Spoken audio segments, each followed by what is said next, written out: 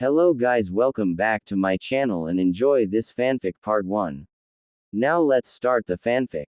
She watched the flames of the fireplace move in their endless dance, sitting with one hand holding a cup of sake and the other passing the fabric of her haori between her fingers. The cold November breeze sent a chill down her spine, even with the fire roaring right in front of her. Tsunade was thinking about the last events of the year. Against all odds, the 5 hidden villages were at peace, something her grandpa could only imagine in his wildest dreams. Now the 5 Kage were working as a team, a shinobi alliance, a dream that the world had abandoned. The fire's flames followed a fluid and hypnotic movement.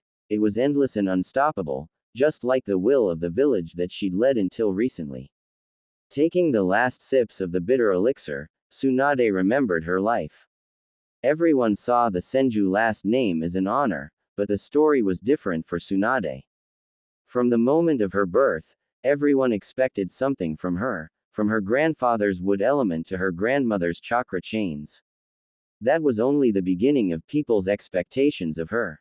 Despite the help of her clan, she couldn't help but feel that she simply did not measure up to what people expected of the shinobi princess of Konoha. She then did the only thing she could, train and train. Her 6-year-old self would be dumbfounded to hear that her older self was grateful for the brutal training methods her uncle Tobarama applied. Once she was in the war ranks a few years later, she was thankful for how inclement her uncle had been. And if there was one thing that marked Tsunade in this life, it was war. 12 years was too cruel of an age to see your friends from the academy die in front of you. And now, looking back, she regretted having to grow up so quickly. Genin at age 6, Chunin by age 12, and Jonin at the prodigious age of 17. She remembered being an eager to fight Genin, ready to prove herself to everyone, and Kami, she missed it. Running around Konoha, complaining about doing D ranks with her squad, oblivious to everything. Damn it, she missed her teammates most of all. After taking a moment to gather her strength, Tsunade got up from her seat and walked unsteadily towards the table across the room. Ignoring the smattering of paperwork on top of the table, she leant down and opened the right underneath. That cabinet held 2 things that were precious to her: photos of her teammates and her most expensive booze. And if she was going through the pain of going down memory lane today, the least she deserved was to do it while indulging in her vice.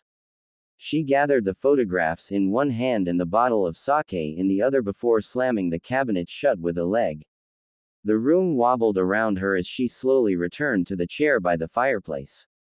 Looking at her old photos was undeniably painful. Instead of happy memories, they held concrete proof of all she has lost. She every once in a while felt the urge to burn them, as if turning them into ash would take the pain away. Of course, she couldn't really bring herself to do it. As painful as they were, her photos were still one of the last ties she had with all those people. At the top of the stack was a photo of her old Genin team. Her teammates, people she grew up with, both as a ninja and as a person. Despite what many people thought, Orochimaru wasn't always that amoral genius obsessed with immortality. He used to be her friend and a sweet, caring guy that would do just about anything for his teammates. After fighting, bleeding, and almost dying together in many battlefields, you couldn't help but form strong bonds even if the dark-haired Sannin would deny caring about anyone aside from himself. No matter what happened later on, Tsunade still had many fond memories of them together. Like the time they laughed together at Jiraiya for being tied to the post back when they were fresh out of the academy. Or the time Jiraiya convinced him to dress up as a rogue nin to try and gain her over as if she needed a knight in shining armor. And then there was Jiraiya. There was so much to be said about that perverted idiot. Most of her memories of Jiraiya had him getting on her nerves by trying to woo her, and yet there she was fondly remembering him with the kind of love only one other man had received for her. He would probably be doing one of his eccentric happy dances after finding out that she was the one missing him after all those years of rejection. Not wishing to dwell on it, she flicked through the remaining photographs. Many were family photos from when she was a kid. Photos of a young Tsunade with her parents, grandparents, uncles, and so on. These photos would be unremarkable for most families, but it was all Tsunade had left of the Senju clan. She continued browsing, finding some more somber family photos where she was failing to not look bored, and a well-worn photo of her uncle Inaku carrying her and Nawaki on his back. Since her mother passed away while delivering Nawaki, she didn't really have a complete photo of her family. The thought had always pained her, no matter how many years passed. There were a lot of photos of Nawaki as well, most of them taken by her. That also meant they were usually out of focus or messed up in some other way. There was one in the bunch that stood out, the one taken after he graduated from the academy. The photo showed Tsunade and Nawaki, with the latter proudly displaying his new forehead protector with a giant smile on his face. Both of them looked so unbelievably happy in the photo that Tsunade felt tears pricking at the corner of her eyes. Before Nawaki went and died, before the brutal war grinded her team down, before Orochimaru left the village, before it all got so messed up. She passed the page not wanting to spend any longer looking at it. Next up, there was the most recent picture of her collection. It was her, Jiraiya and Naruto. Shizune had snapped that one afternoon they both took Naruto out to eat.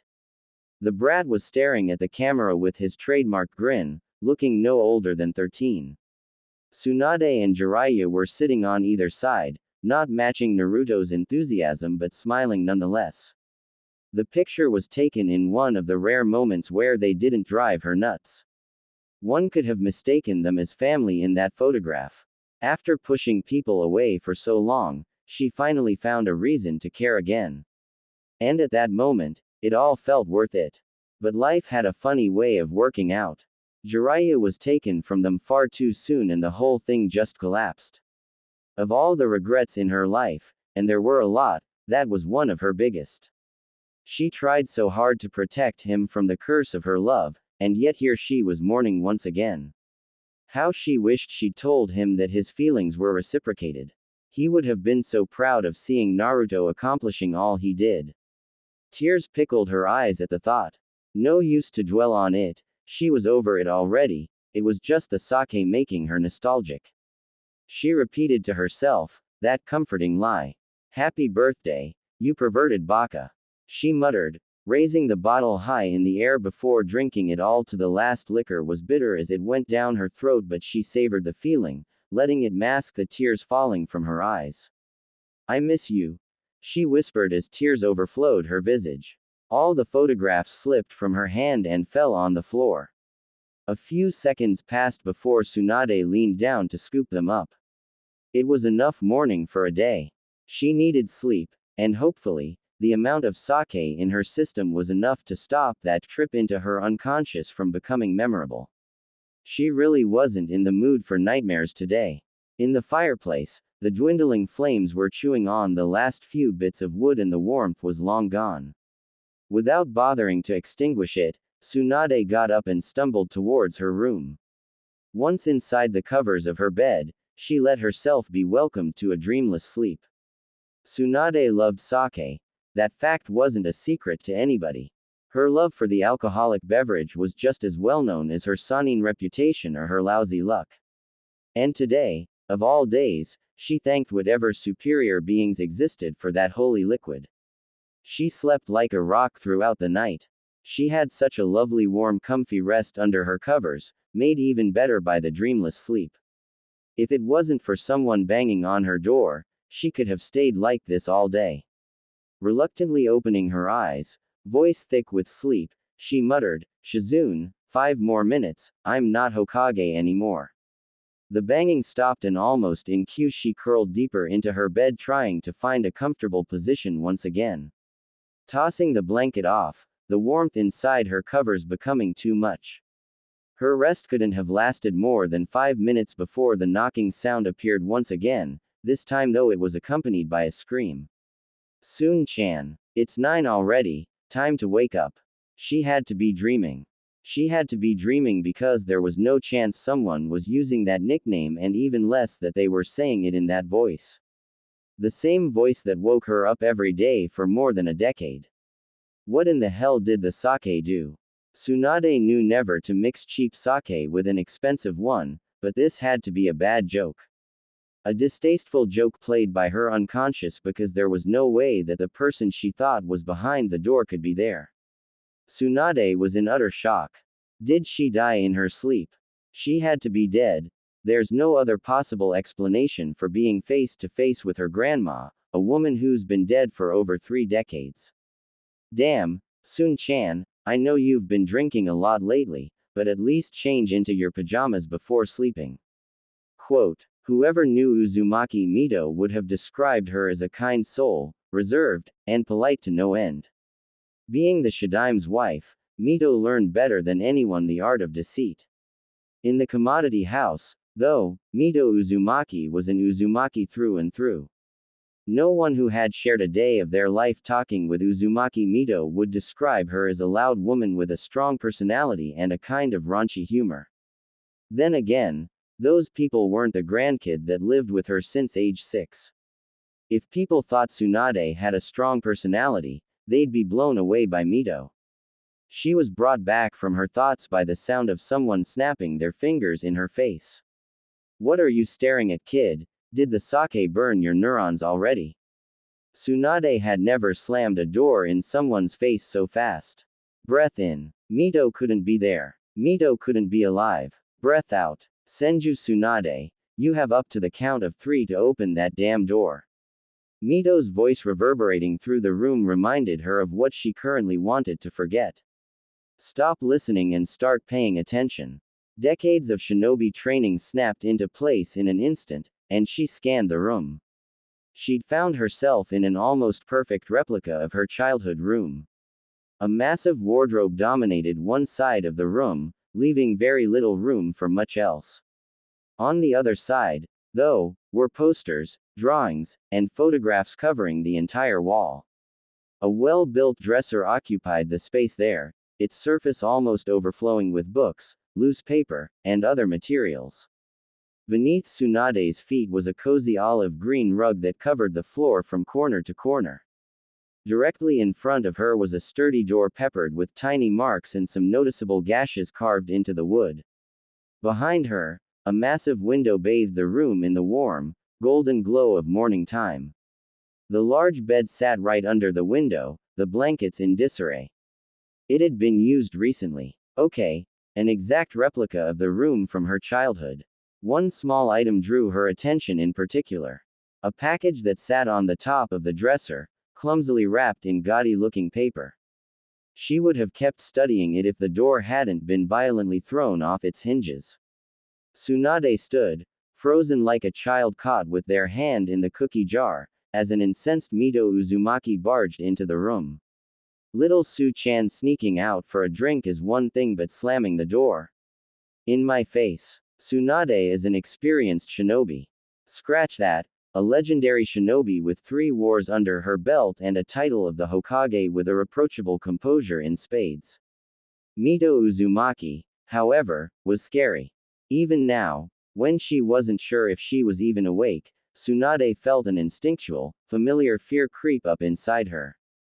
A considerable part of her wanted to run up, give her a hug, clinging to her in hopes that she'd somehow make everything better. Another, more battle-hardened part wanted to throw a punch. An illusion, an imposter, or some kind of trick, obviously. People don't come back to life. Unless Orochimaru was playing one ed-up prank here. Though Mito's face softened once her eyes caught a glimpse of Tsunade's visage. Su-chan. Tsunade had to suppress the urge to jump back when Mito gently touched her on the shoulder. Is everything alright? Do I need to kill that frog boy?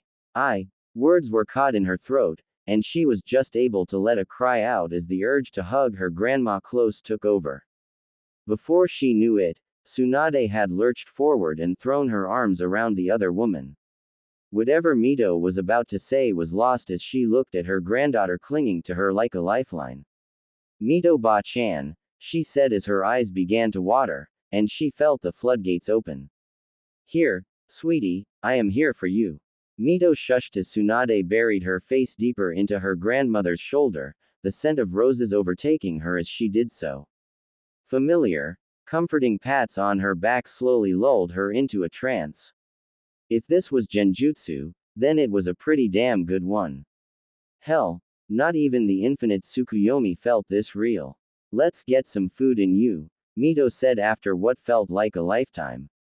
Whatever it is, we'll figure it out later, okay. A part of her knew this could still all be an illusion, but when her grandmother guided her to the dining room, Tsunade couldn't help but quietly follow. The warmth of the hug was still clouding her mind. When was the last time someone had comforted her like that?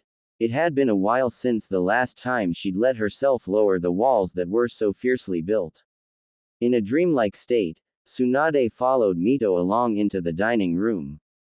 Wood was the primary building block here, and the traditional senju design had been like this long before Hashirama Senju unveiled his Mokuden. Simple and sturdy, built to last. Victory through unyielding determination, as the elders used to put it. Mito led her through the spacious corridors, past the wide-open windows that let natural light bathe the whole house living room. Up the straight staircase, ignoring the many, empty bedrooms, towards the kitchen. In the ceiling, wood panels from various trees crisscrossed, leaving an intricate and strangely beautiful pattern, one of the few traces of extravagance in the entire manor. The house's beauty lies in its simplicity. The floor was built from a much darker wood with a grayish tone to it. One could almost mistake it for stone or marble. Furnishing used to be sparse. One should only have as much as one needs. More have been added in recent years, though, and Tsunade had added even more once she inherited everything. She was a senju, but a few worldly comforts never hurt anyone. Comfort was far from her mind right now, though. Before she could get a better look at the house, she was being sat at the kitchen table. Sounds of clattering pots and pans left the kitchen as Mito prepared their meal.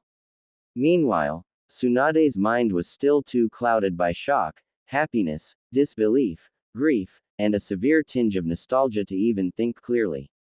She dimly registered the sound of the stove being turned on and a pan being laid over it, eggshells being cracked, and the sound of a knife chopping on a cutting board. All she had to do was focus on the sounds, and she was suddenly back in her childhood, impatiently waiting for breakfast, eager to go outside and become the great ninja that she was meant to be. Everything felt so real. She was brought back to reality by the smell of chocolate, followed by a soft clink of something being placed on the table. Her Ba-chan's hot chocolate was in front of her, the treat she would always make when she was feeling down. Don't wait for it to go cold. A shout rang from the kitchen, prompting Tsunade to take the cup into her hands. The warmth of the cup grounding her to reality. Tentatively, she took a sip and then suppressed a shudder at the sudden warmth running through her body. A second sip, and a third, and soon enough, the cup was empty in her hands. The familiar taste of the hot chocolate only Mito could make lingered perfectly on her tongue. Before she could mourn the empty cup, a plate of delicious-looking egg sandwiches is placed in front of her. Eat up, sunny side up, no soggy yolk, just how you like it. Long past the point of hesitation, Tsunade immediately tore into it. From the corner of her eye, she noticed Mito leaning against the wall with eyes on her, amusement evident on her face. Still, she couldn't be bothered. It had been too long since the last time she was able to indulge the pleasure of her grandma's cooking. With food this good, who cares if this was an illusion? Once she was almost done with her breakfast, she finally felt slightly more like herself again. Mito sat in front of her with a look on her face that Tsunade knew meant business. Start speaking. How do you even begin to explain this? To do that, she'd have to first understand what the hell was going on here. Some kind of powerful vision, hallucination, dream. Where to even begin? She found herself lost of words for the second time in this morning, mouth quivering trying to say something, anything. Until Mito took the lead and finally shot a straightforward question. Another attack. Wordlessly, she nodded, hoping it'll put the issue to rest for the time being. If she just got some more time, maybe she'd figure out what has happened. Tsunade's thoughts were interrupted as Mito ran a hand through her hair. She used to do that when she was a little girl, saddened over her parents. It had been so many years since then, but here she was again. Wanna talk about it, Sun-chan? Mito's ability to go from the scariest person in the world to a caring, sweet old lady always amazed her. Tsunade simply shook her head no, and Mito just let out a defeated sigh before telling her to go back to her room and rest. And then she was finally in her room again, alone. After the meal and the talk, she wasn't feeling good exactly, just a bit less panicky. Still, it was progress, and she was going to need a lot of those to figure out where in the hell she was and what the hell was going on. Zoning out again in the gift box that stood on her desk, she gently picked it up and felt it in her hands, the weight, the texture. It's been so many years, but she couldn't help but feel as though she'd last seen it yesterday. She could even remember what the card said. Maybe she was back. With unshaking hands, she grabbed the wrapping paper and deftly pulled it apart. Inside the box was the plushie he gave her. She remembered thinking it was going to be something awful or perverted like a skimpy bikini. She also remembered how pleasantly surprised she was to see a cute, stuffed toad with a crown surrounded by her favorite sweets. She smiled fondly at the gift. Tsunade couldn't help but wonder if she thought too little of him at times. Maybe this toad prince is gonna have a better chance to lay in the same bed as you. With love, your idiot. Jiraiya. Yeah. Her expectations were just where she needed them to be. She brought the toad up to her face and looked into its black, fathomless eyes. It stared back silently, its perpetual, stitched-on smile almost mocking her. How many years had it been? The thought rang in her head for a few moments before she rushed to the mirror near the study table. For anyone else, traveling back in time would mean a massive difference in looks. For Tsunade, though, things more or less looked the same. The same face stared back at her from the mirror, framed by an untidy mess of the same pale blonde hair. It was the same face that had been staring back at her for the past 3 decades. Despite its similarities, this face was less weary. The most obvious difference was her forehead, which was absent of her Byakugo seal. Well, that does leave quite the age window. Fortunately for her, there was another way for her to reduce that window. Lowering her eyes, she detailed her S. Yeah, she still had those mounds that made her famous among the Konoha male population. Even some of the female population revered her for them. Judging by their size, her age could be anywhere between 15 and 20. Am I really going along with this? Logically, this could be anything from a genjutsu to a hallucination, but here she was, the Godime Hokage of Konohagakure, not to mention one of the strongest kunoichi in the world, standing in front of the mirror, groping her S to tell the time. It was outlandish, to say the least. More ridiculous than even Jiraiya's shitty books. Absent-mindedly, she caught sight of the cute toad plushie in the mirror. But it was hard to dismiss this all. Not when everything was so real and genuine. From her grandma's food, to the house and even that dumb frog. As someone who drank more than just a little bit, she was familiar with the feeling of walking around while not sure where in the hell she was going or if anything was real. But this definitely felt real. A phantom thought ran through her mind. Anywhere from 15 to 20, he might be alive. The door almost tore off the hinges as Tsunade burst out, the wood of the floor creaking with the sudden force. Stopping outside the door of the room neighboring hers, Tsunade took a deep breath before turning the door handle. She prayed she arrived in time. The room was neat and tidy, almost eerily so. It looked as if it had never been lived in, which told her everything she needed to know. She had to be at least 17. For a brief moment, the unfairness of it all felt so overwhelming that she almost felt like laughing. Even when she somehow traveled back in time, her shit luck stopped her from actually saving him. She squashed the urge to slam the door, carefully shutting it behind her instead. She didn't want to feel Mito's anger again over door slamming on top of all this. Even after decades spent dealing with grief, it still stung. She really felt like punching one of the Senju forest trees right now. She pushed those feelings down. She was an adult now, which meant she had to keep her emotions and reactions in check. Once upon a time, she could get angry, punch, and kick, and her parents and grandparents would fix everything. Things were different now. They had been different for a long time. Steeling herself with a deep breath, she entered the room once again. Naoki's room was clean and neat, much more so than it had been when he was alive.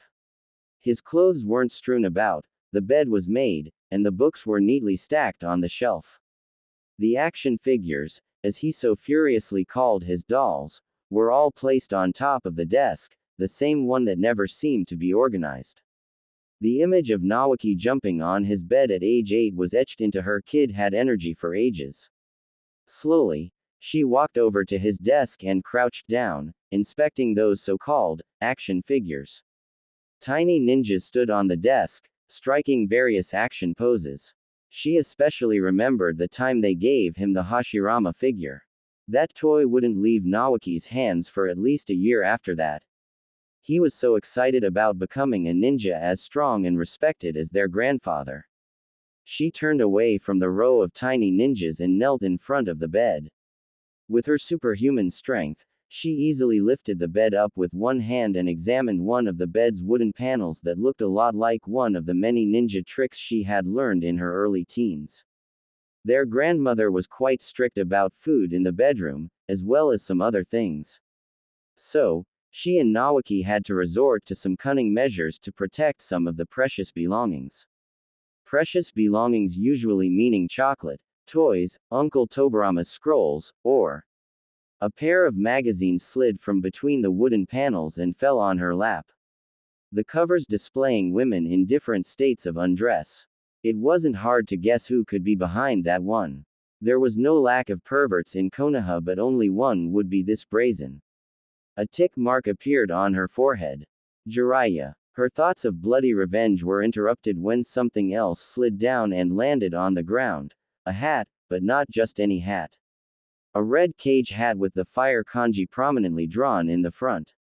She'd seen and worn a similar one many times during her reign. This one, though, was special. Memories of Naoki doing poses with it, shouting things about how Naoki the amazing Hokage would save the day in front of her bedroom mirror dissolved her anger. She ran her hand over the velvety fabric of the hat, still not worn out even after all this time. He must have taken especially good care of it. How long has it been since she paid her respects to him? His grave, his room, this house, and even this hat, were all lost when Konoha was after she spent a good time in coma, just to wake up with little time to prepare for a war. But that hasn't happened yet, now has it? At least if her theory was correct. And that meant, suddenly, she was on her feet with her heart beating in her throat. She needed to go outside and see for herself. After leaving a written note on the fridge to Mito saying she would be back soon, she left the house. The same pathway that led the way from the Senju Gardens to the entrance of the compound covered in acacia trees formed a beautiful, natural arch that covered the path. The whole Senju compound was densely forested, one that rivaled even the forest surrounding Konohagakure itself, so it was often called the Senju forest rather than compound. Massive trees of different kinds stood strong, and their foliage wove together so tightly that only scattered beams of light reached the ground. And even that ground was treacherous to those who weren't familiar with the place.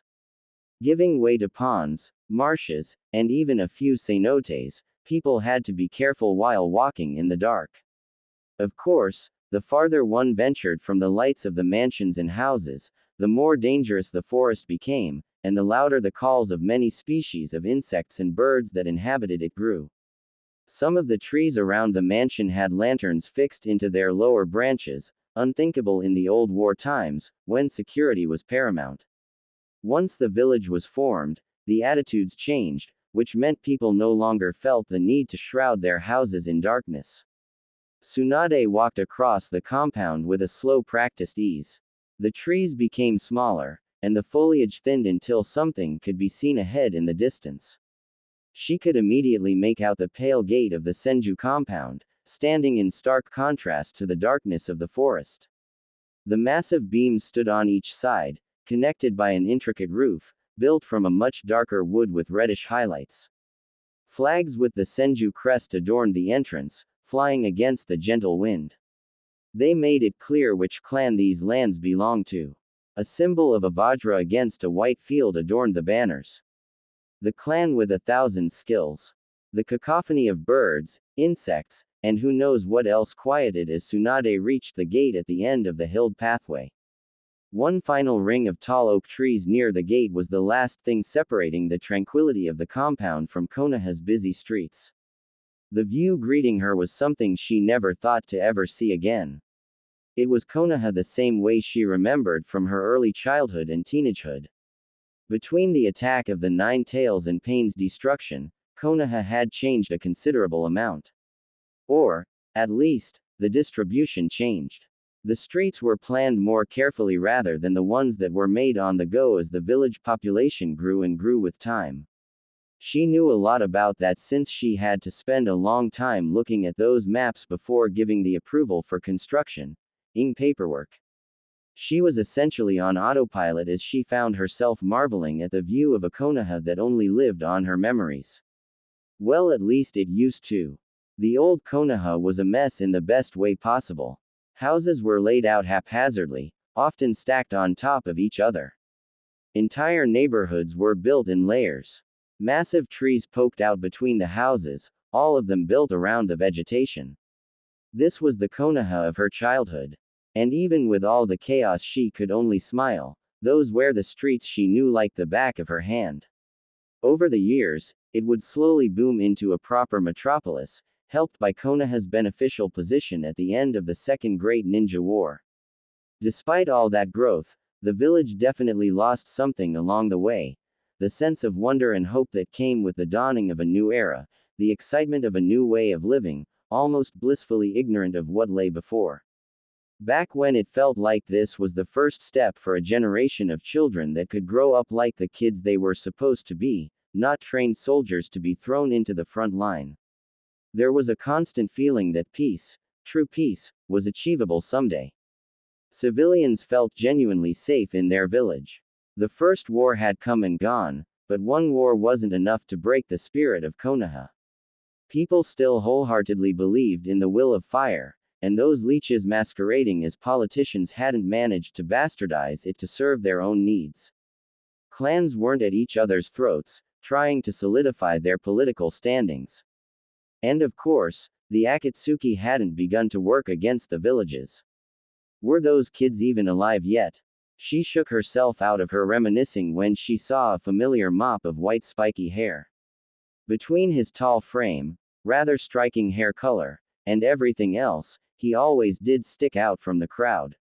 Her heart raced as her breath hitched. Her eyes couldn't believe what she was seeing.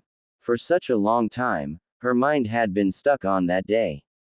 That scene on the bench, the sunset as he walked away. Her mind incessantly replayed it over and over again, the last moments before he slipped away.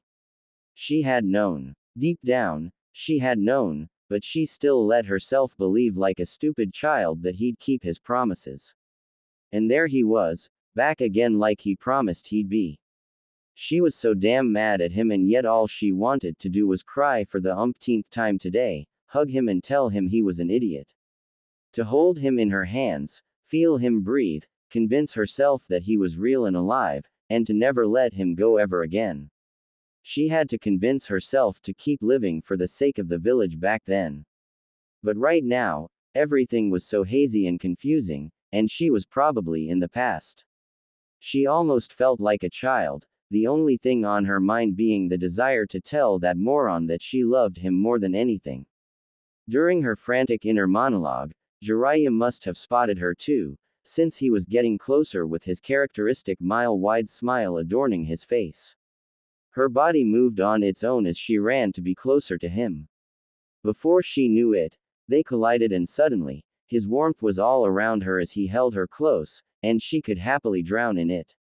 "Hi," said Tsunade, meeting his eyes once she took her face off his chest.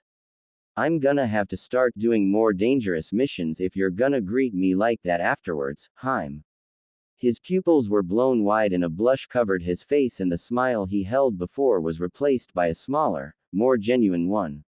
It was a smile full of nothing but pure adoration. "Don't joke about that, Baka." She let out a light-hearted laugh before crushing him in a hug once again. He was alive. Tsunade held him for a few seconds, maybe more, reveling in his warmth. After what felt like a lifetime, he was finally back, and she'd be damned if she let him go that easily. "As much as I don't want this to ever end, I've got important business with the old man, see?" Jiraiya waved a thick folder in her face. If even Jiraiya was doing paperwork on time, then it must be something extremely important. She wordlessly plucked it out of his hands and opened up the first page. The words, S rank, immediately caught her eye. She snapped the folder shut, stashing it away from prying eyes. "Hey, that's an important secret village business, Harem," Jiraiya called out, stating the obvious. Tsunade recognized the expression, that mischief in his eyes. It was a sign that he was up to something that might lead to him getting punched. And sure enough, before Tsunade could do anything, he quickly reached out and took the hat she had been carrying. "Very mature." Tsunade snorted, but Jiraiya ignored her, focused completely on the hat instead. Right now, he'd brought the hat up to his eye level, studying the thing with the air of a scientist in his lab. He'd probably realized by now that it wasn't a mere copy. And then with a grin, he placed it on top of his head. "So, what'd think?" At first she paid little attention to the hat, and instead took a good look at his face. He looked so young. The markings on his face were barely reaching halfway through his cheeks, and his wild mane was a bit shorter and more controlled. On the whole, there was still a bit of boyishness about his features. And if she had been a little bit more careful detailing him the second she first saw him, she would have noticed that he was also an inch or two shorter. But even so, it felt like the same Jiraiya that she'd known all her life. On his head, the Hokage's hat looked a fair bit smaller than it should, and his messy hair made it tilt to the side. "Yeah, not even the Hokage hat makes you look less dumb," she finally said, shooting him a smile. "You hurt my feelings, Harem," he replied with mock anger, taking off the hat. It was better that way. Jiraiya was many things, but definitely not a Hokage. She couldn't even imagine how badly he'd chafe in that position. As she was lost in thought, he placed the hat on her head in one smooth movement. "Well, it's not my style, anyway. The Hokage hat did always look best on a senju." He took a step back to get a better view of her. "See, perfect for a warrior princess." Was Jiraiya always like that? She most of the time had been annoyed by his antics, but maybe she missed those little sweet things that he always seemed to do and say. Her younger self would have told him to stop messing about or maybe even lightly whacked him. But now, it just felt nice. Tsunade had to stifle a smile as she took the hat off her head. "What are you doing with that anyways?" Jiraiya asked. Suddenly, she remembered why she left the house in the first place, and her hands reflexively tightened around the hat. Something must have changed on her face because Jiraiya was now looking at her with concern. For a fleeting moment, she pondered on telling him where she was going, but time was of the essence. Plus, he definitely had enough on his plate right now. "Before you go, thanks for the toad, I loved it." She shoved his folder back at him, quickly changing the subject before he could even ask a question. "Now go, Sarutobi-sensei must be waiting for the feedback of this mission." "Harem, you were supposed to open it on your birthday." A look of incredulous shock came over Jiraiya's face. "It's a birthday gift, it's in the name. Shouldn't have given it to me early then." She stuck her tongue out at him. It was so easy to fall into their old dynamics, wasn't it? The white-haired man snorted. "Once I finish reporting to the old man, you're gonna see, Harem." The second he left, Tsunade turned away from him and forced herself to not look back. Looking at him leaving the same way he did last time would only bring back bad memories. He wasn't leaving for a dangerous mission this time. Just a meeting with the Hokage. Nothing will happen. Still, she couldn't help the bitter taste it left in her mouth. She pushed those thoughts down. She had places to go and important business to attend to. She took a deep breath and repeated it in her head.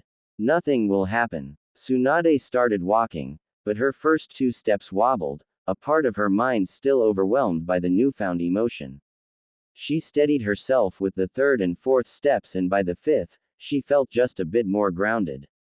And her head was just a bit clearer. And before she knew it, Tsunade was confidently walking across Konoha, only her destination in her. If she had only stayed a few more seconds, she would have seen a torn-looking Jiraiya stare at her retreating figure from the distance. After walking the whole way to the outskirts of the village, she was greeted by a massive torii looming ominously over her head. In front of her was the Konoha cemetery, thankfully empty of any visitors. It wasn't anything grand, like the graveyards in some of the other villages and towns. Just a lot of plain and undecorated graves, equidistant from one another. The whole thing was surrounded by a similarly plain wooden wall. On the outside of the wall, a line of massive trees ran alongside the perimeter, almost as if they were watching guard. Taking the first step, it was as if she'd suddenly stepped into another world. Tsunade felt a chill run down her spine despite the afternoon sun, and the air suddenly felt a lot colder. Listening closely, she could barely make out the hustle and bustle of the village now. Tsunade had always hated the energies places like this held, but she needed to let it all out. It was the least Nawaki deserved. She traipsed along the path, seeing stones that held only names and dates, a lot less than she remembered seeing. Still, the rows and rows of cold, gray stone and the silence that they held reminded her of what kind of world they lived in. Just how many people had this world eaten? How many children like Nawaki? And how many more will be added in the oncoming wars? It took all of her willpower to not linger and study the graves, to try to figure out who she'd failed to save so far. She'd sink under that weight. And right now, there was just one grave she needed to see. At the far end of the cemetery, a red statue in the shape of a flame sat on an elevated platform. Under the afternoon sun, the flame almost felt like it was glowing. The kanji for Hokage, engraved on the tablet in front of it shone proudly. On either side of the platform, Tsunade saw a familiar set of stone stairs. They led up the platform, around the statue, and towards a hidden entrance that only a few people knew about. Her gaze lingered on the statue for just a second before she forced herself to continue onward. Quickly climbing the stairs going past the statue, she found the small door built into the wall of the cemetery. On the outside, it looked like an abandoned entrance, but it was actually a door to a Senju shrine, the place to worship gods she had long since stopped believing in. Opening the door, she was greeted by a familiar dirt path decorated by lots of massive trees. It gave the impression that you were roaming inside the forest that surrounded Konoha. The air was pleasantly cool as she neared the shrine, a far cry from the oppressive chill of the cemetery. This was not quite home, but very close. Where all the Senju rest, their days of serving or sacrificing now long gone. The torii at the shrine entrance was much smaller than the one on the cemetery. In its age, the wood had darkened, and moss had made its home along the 2 pillars. Said pillars more closely resembled tree trunks, by now. The shrine had been part of the Senju since the early days of the Warring States era, long before Hashirama Senju was even born. The years on it were more evident than she ever remembered. In fact, nature had taken back most of the structures around here. Ferns and wildflowers peeked out from between the cracks on the stone staircase, and the remaining statues were almost unrecognizable from the nature reclaim. Her clan preferred it that way, and so did Tsunade, if she had to be honest. The plants breathed a certain life into the shrine that was lost in the village cemetery. The Senju always believed in surrounding themselves with life. Death was an anathema to all that the Senju held dear, so all their customs were founded on keeping themselves as far away from death as they could. It could be seen in small rituals they had. Many of the clan's rituals had been lost through the generations, but they never forgot to keep life and death separate. True to form, the graveyard was on the farthest corner from the Senju. A Senju encountered a dead tree or plant, it was customary to weed it out and plant twice as many in its place. They also believed their homes were the best place to bring their children to the world, since a child drawing their first breaths in a place where sickness and death occurred was unthinkable. Life and death both had their place in the world, but according to the Senju philosophy they were never to be mixed. Once their time comes, they would have an eternity with death. As such, they should cherish their ephemeral dance with life when they had the chance. The Senju weren't the fanciest people, that was a reality that extended also to their graves, which were little more than simple stones. The ones before the Senju Uchiha pact sported the clan crest and the names of the fallen warriors. The newer ones sported the leaf symbol, those had both the name and the date of birth and death of the person. As she walked down the path, she passed by various older graves with familiar names that stuck out. Tuka, Itama, Kawarama, Butsuma. People she never met, but heard endless stories about. Stories so vivid that she felt like she knew them all. She couldn't stop and look at them. Right now, Tsunade had only one destination in mind. After a few minutes of searching, she found what she was looking for. His grave stood out because it was the only one that wasn't covered in layers upon layers of surface grime or had wild plants growing on it. Qian Shou Sheng Shu, Senju Nawaki, Ba Yu Shiri. Cold, hard stone bore the name that she'd been looking for. Tsunade stared at the engraving as she sank to her knees on the soft grass. Passing her fingers over the engraving of his name, she noticed a few burnt candles and incense next to it. Judging by the scent of the incense, they must have been put there by her grandmother. Moving the candles and the incense tray carefully to the side, she laid the Hokage hat as she settled herself in a lotus position. For a while, she sat there, looking for the right words to start a one-sided conversation. What was she supposed to say here? That she was sorry for letting him die. Those were just words. Empty words that didn't change anything.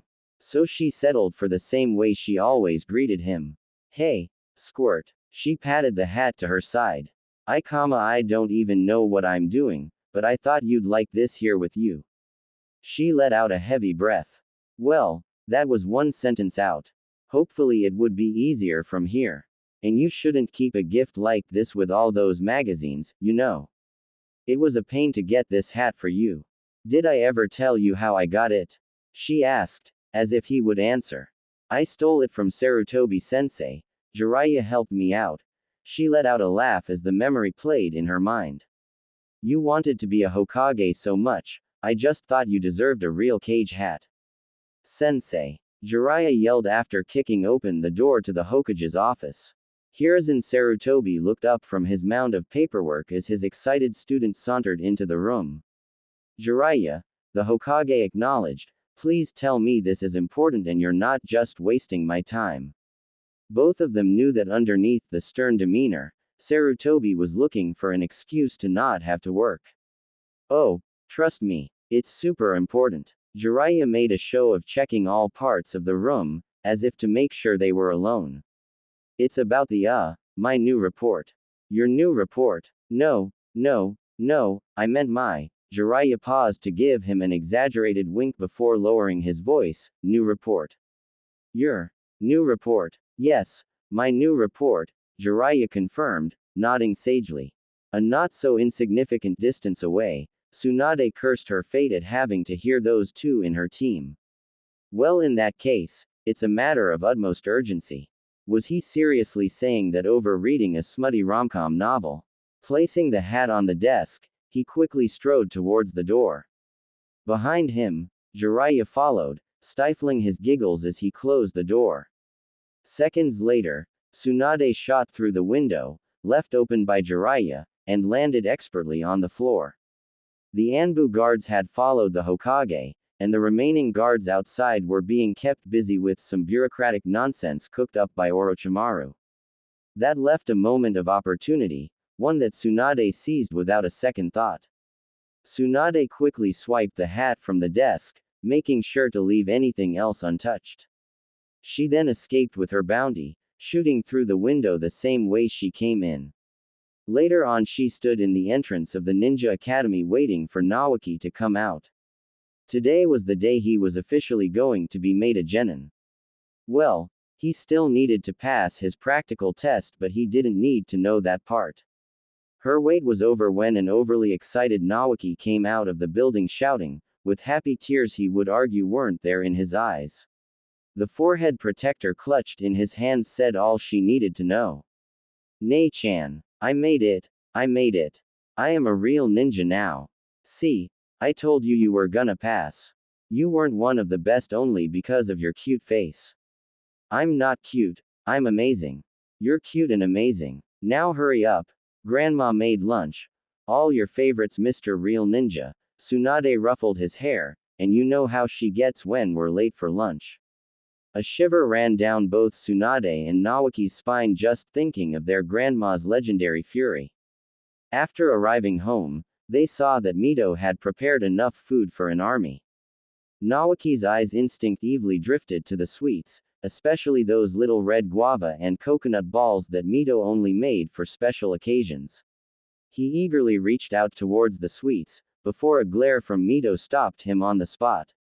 "Do you think I am going to let you eat those while the rest of the meal is untouched?" Mito scolded. Despite the harsh tone, Tsunade noticed an undercurrent of amusement in her voice.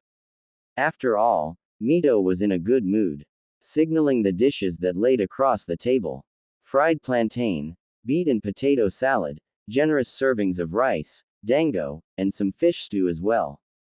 Naoki eyed the rest of the dinner table, clearly torn between the coconut sweets and his other favorites.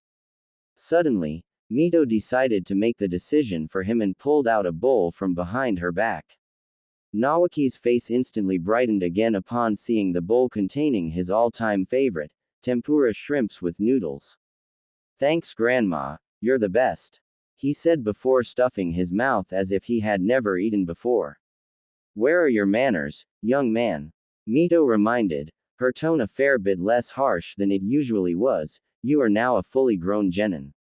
Naoki mumbled out an apology through a mouthful of food. Leaving her place behind the counter, Mito then walked to Naoki's side, before wrapping him in a massive hug. "I'm so proud of you, my little lynx." "Grandma," Naoki whined, "I'm not a lynx, okay, I'm a ninja. A real ninja." He pointed at the headband that now rested in his forehead. "A real ninja, huh?" Tsunade thought, looking at the boy trying and failing to wriggle out of the hug. She couldn't help but laugh. Once the celebrations were over, and the food-induced coma had worn off, Tsunade called Naoki to her room. The latter suppressed a yawn as he entered, his new and shiny forehead protector still wrapped tightly on his head. "Look alive, squirt," Tsunade called out, "it's time for your gift." Naoki immediately perked up, all signs of sleepiness disappearing from his face. "Close your eyes and don't cheat." Almost on cue, Naoki put his hands over his eyes. She gingerly placed the too large hat on his head and guided him to the mirror. "Now open them." The hat was definitely too big on his 9-year-old head. The cloth that surrounded it made its way past his shoulders all the way through his chest, and it looked like a massive beach hat on him rather than a cage hat. "Is this?" Complete disbelief was evident in his voice. Tsunade gave him a slight nod that confirmed his suspicions. "Nei-chan, this is perfect. I love it." He was literally jumping for joy in that moment, tackling her in a hug. "Thank you, thank you, thank you." Naoki continued babbling until he ran out of breath. Tsunade couldn't help but smile at the look on his face. That look of ultimate awe just made everything worth it. He was so happy about it. Tsunade sat there with her mind lost in a haze of old memories as the sun slowly inched towards the horizon behind her. The silence of the shrine was broken only by the wind rustling through the trees. Those were good times. Naoki was still alive, and her team were still free to be kids, not torn apart by war and heartbreak yet. Back then, Tsunade felt like it would last forever. She wished she could stay in those memories forever, where everyone was alive and nothing hurt. But that would just be living with her head in the clouds. Sooner or later, she'd fall and hit the ground. And that was the reality. The cold, hard reality that Nawaki was dead and buried under this ground. Taken from the world far, far too soon because of an insane political conflict. No heroism, no nobility, just the corpse of a child. And that reality was what made Tsunade turn to alcohol and gambling the first time around. Trying to find cheap thrills that made existing bearable again. Anything that made her feel something aside from the pain and void of grief. She still remembered that moment when she decided to leave the village. Drowning in a haze of alcohol, grief, exhaustion and God knows what else. Filled with disgust at herself, and the people around her. Wondering if that was really it. Tsunade brought a hand up and wiped her eyes, accidentally smudging a bit of dirt on her face. I'm sorry. Her words were soft, almost lost between the sound of the wind. I should have come sooner, should have stopped you from going on that mission, should have. She felt a shudder rack her body, almost making her double over. From deep inside her, she felt an urge to lash out. Drive her fist into the ground with all her strength, turn the whole place into a crater. For a few long seconds, she just sat there, all her muscles tensed, hunched over and holding her breath. Far into the distance, she could make out some birds chirping incessantly.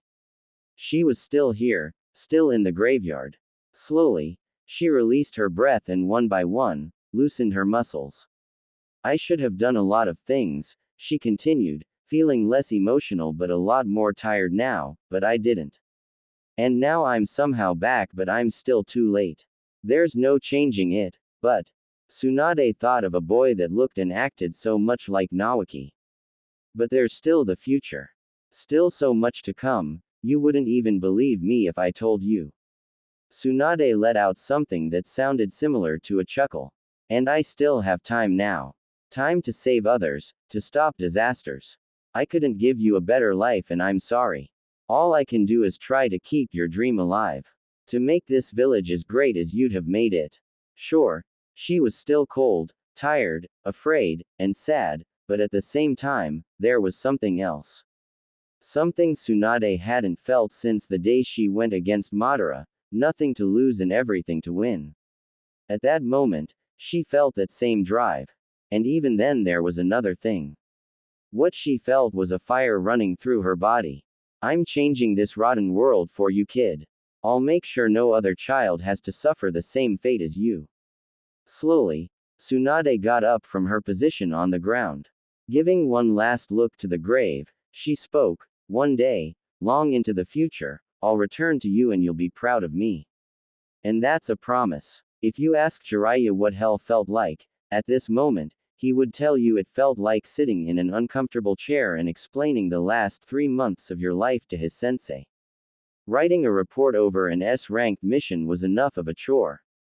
Having to verbally deliver said report was another matter entirely. It didn't help that he knew he should be somewhere else.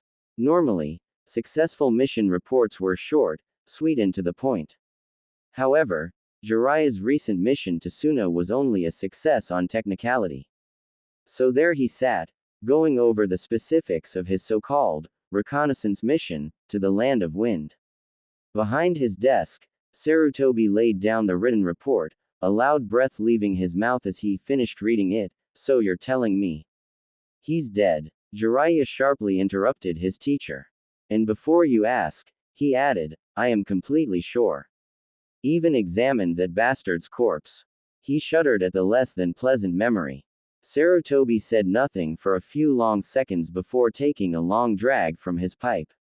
Jiraiya watched as he slowly moved towards the window before letting out another plume. He smelled pretty bad, you know. Jiraiya continued, trying to fill the silence. He was known for being blunt and brash, and normally would be able to keep said bluntness under control, but today his patience was wearing thin. The Hokage stared out the window for another long moment before speaking. So it's starting already, huh? The second cage, dead. It's been a long time coming, it's been incident after incident. The truce we've enjoyed for the last 5 years was fragile at best, and killing a village kage is the last straw, said Orochimaru in his characteristic uninterested fashion.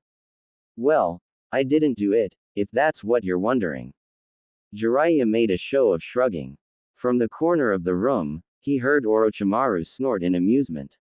As much as he pretended to be a stick in the mud, Jiraiya knew he secretly enjoyed his jokes. What's the reaction like in Suna? Sarutobi asked, ignoring his last statement. Shaman's tribe is calling for blood. Jiraiya answered. The general public is under the impression that Iwa is responsible. Sarutobi simply hummed in response. Considering the wounds and how precise the job was, though, it's been locker room gossip that it was an inside job. And what do you think? Sarutobi prompted. Well, something that's pretty clear in Suna is that the people inside the village are as different as the colors of the sand in the desert. The village is the newest one, and they run themselves as tribes rather than a unit. And the word on the street is, Jiraiya continued, many of the tribes weren't happy with how things were being run. Also, if it was Iwa, they'd blow half the village up as well. No such thing as too much force when a cage is involved, you know.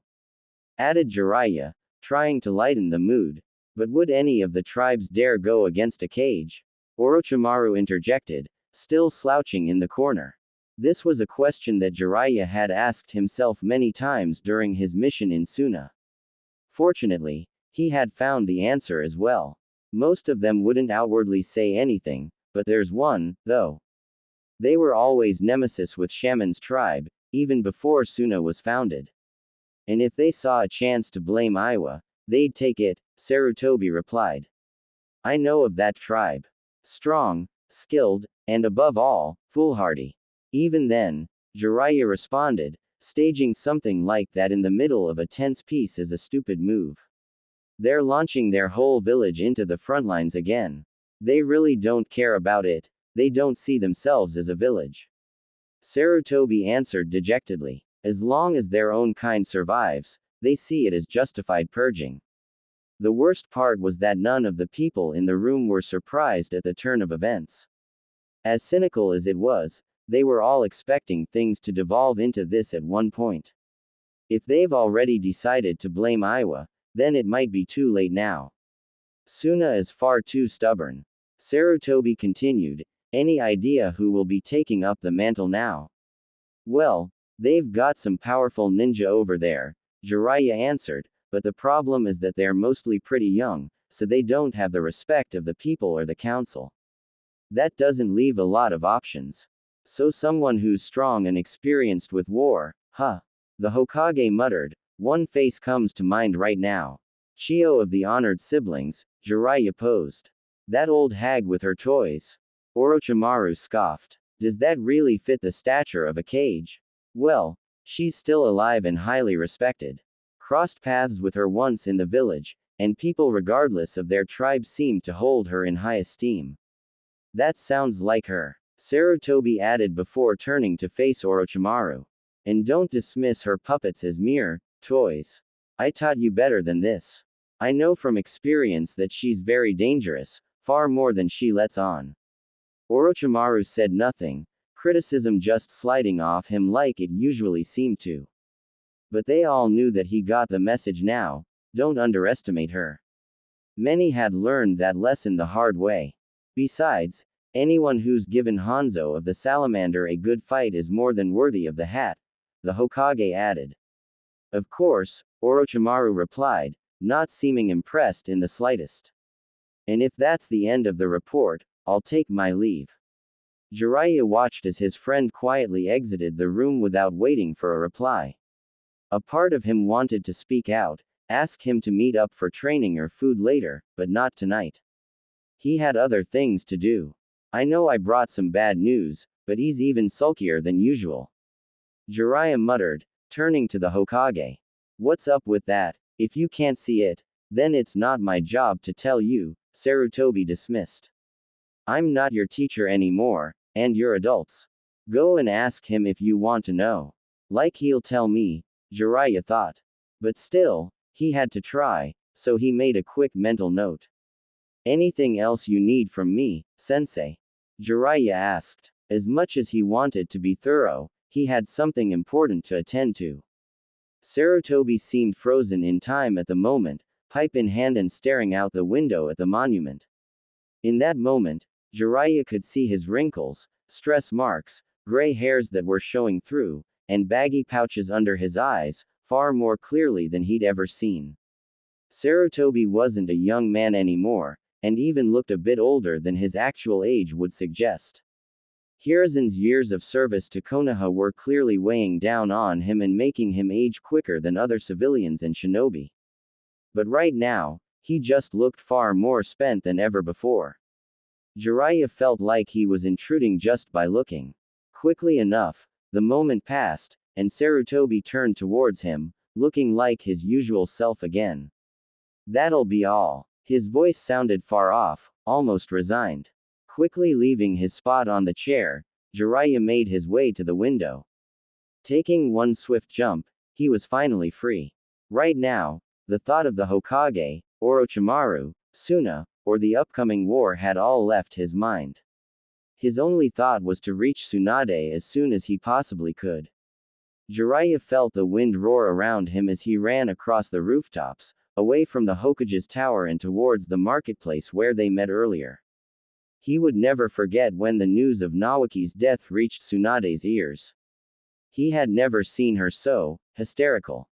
That little kid was the light of her life, and it felt like losing him had destroyed her completely. He perfectly remembered those eyes that still haunted him to this day. Up until that point, he had seen Tsunade in almost every emotion in the spectrum. He had seen her anger and felt it too. That time she caught him spying on him still made him shiver. But the look in her eyes that day was something that was etched into his memory. He'd never seen her so lifeless. He'd never seen her eyes carry so much pain and grief.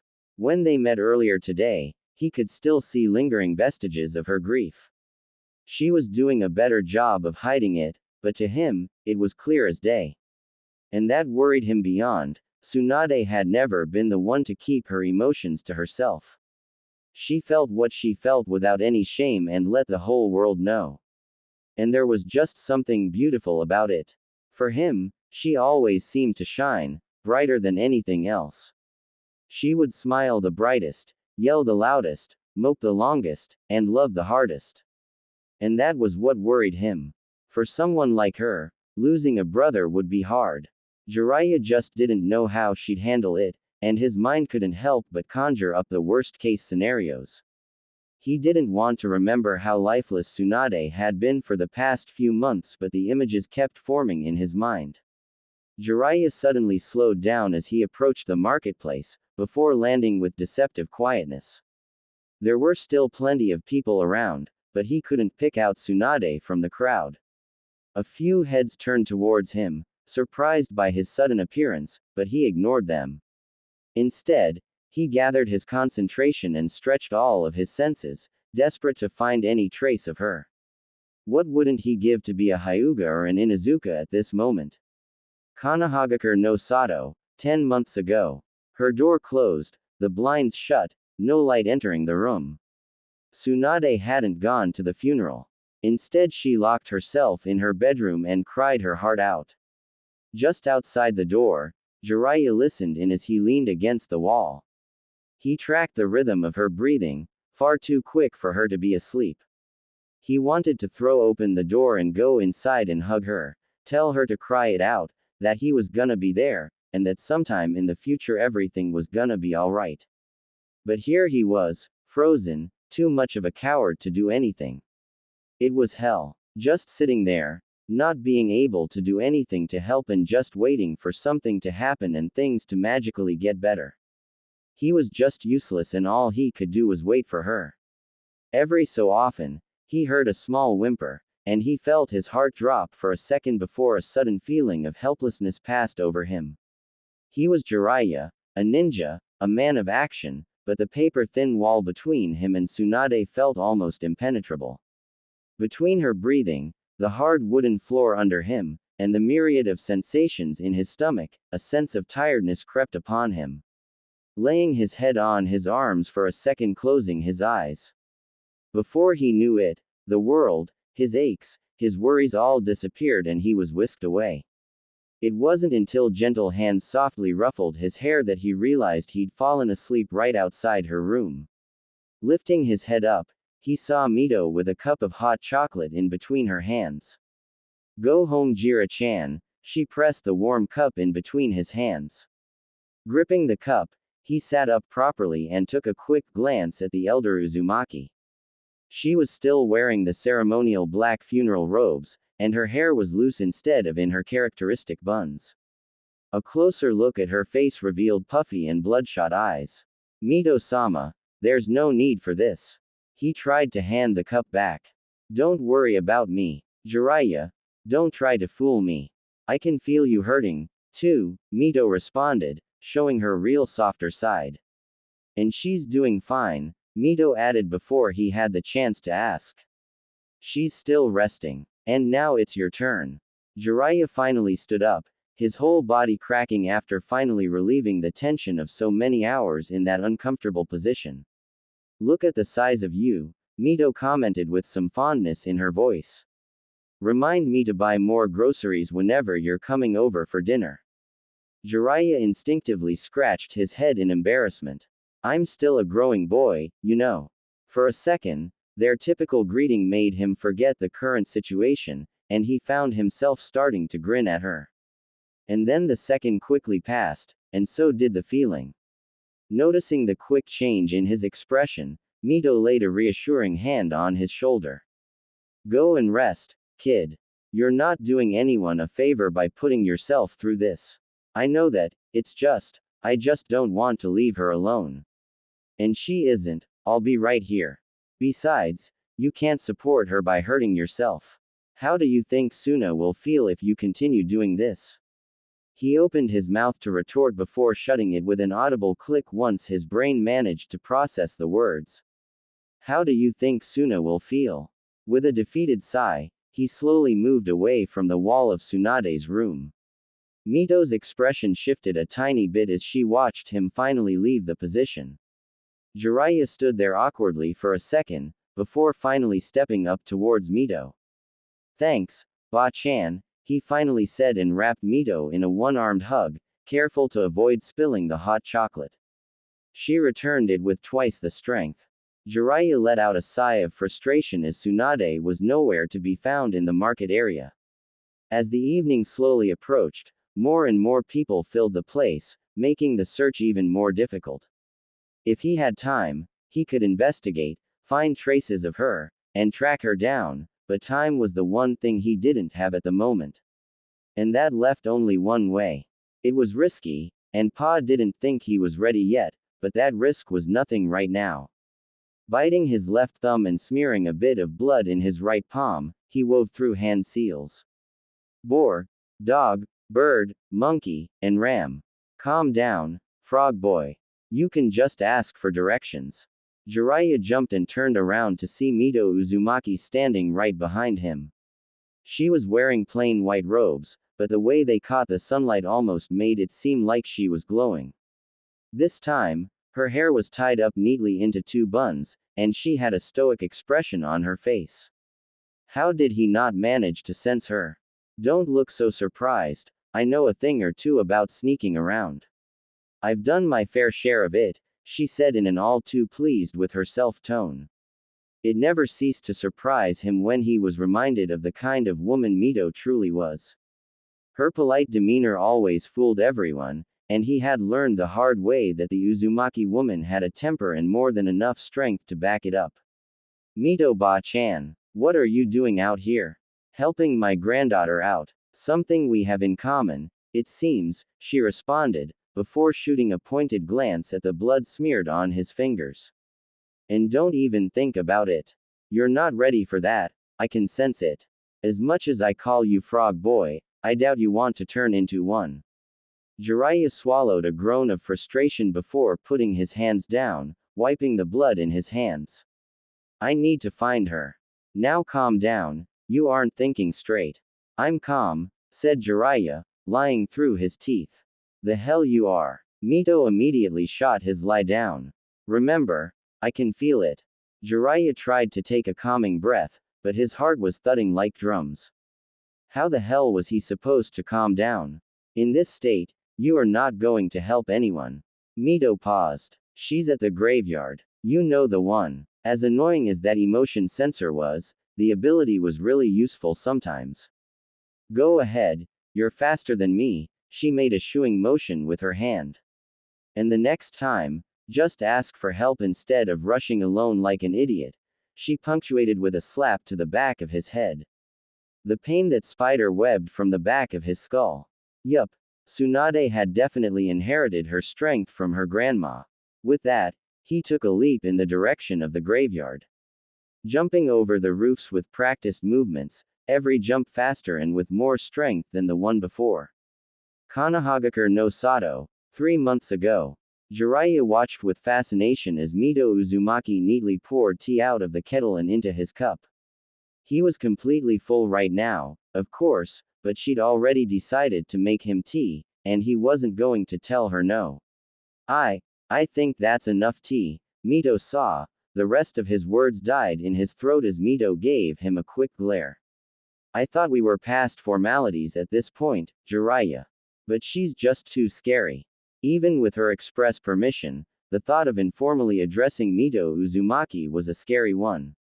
However, Jiraiya was just the brave warrior to tackle this challenge. I think that's a bit too much tea. Mito Ba-chan. No it isn't, she responded without missing a beat. She filled his cup to the brim, adding some biscuits to the side. So what brings you here this afternoon? Jiraiya immediately felt an uncomfortable knot in his stomach at the question. Quietly, he produced a package from the inside of his robe and placed it on the table. I'm being sent to a mission for the next few months in Suna. He took a sip of tea.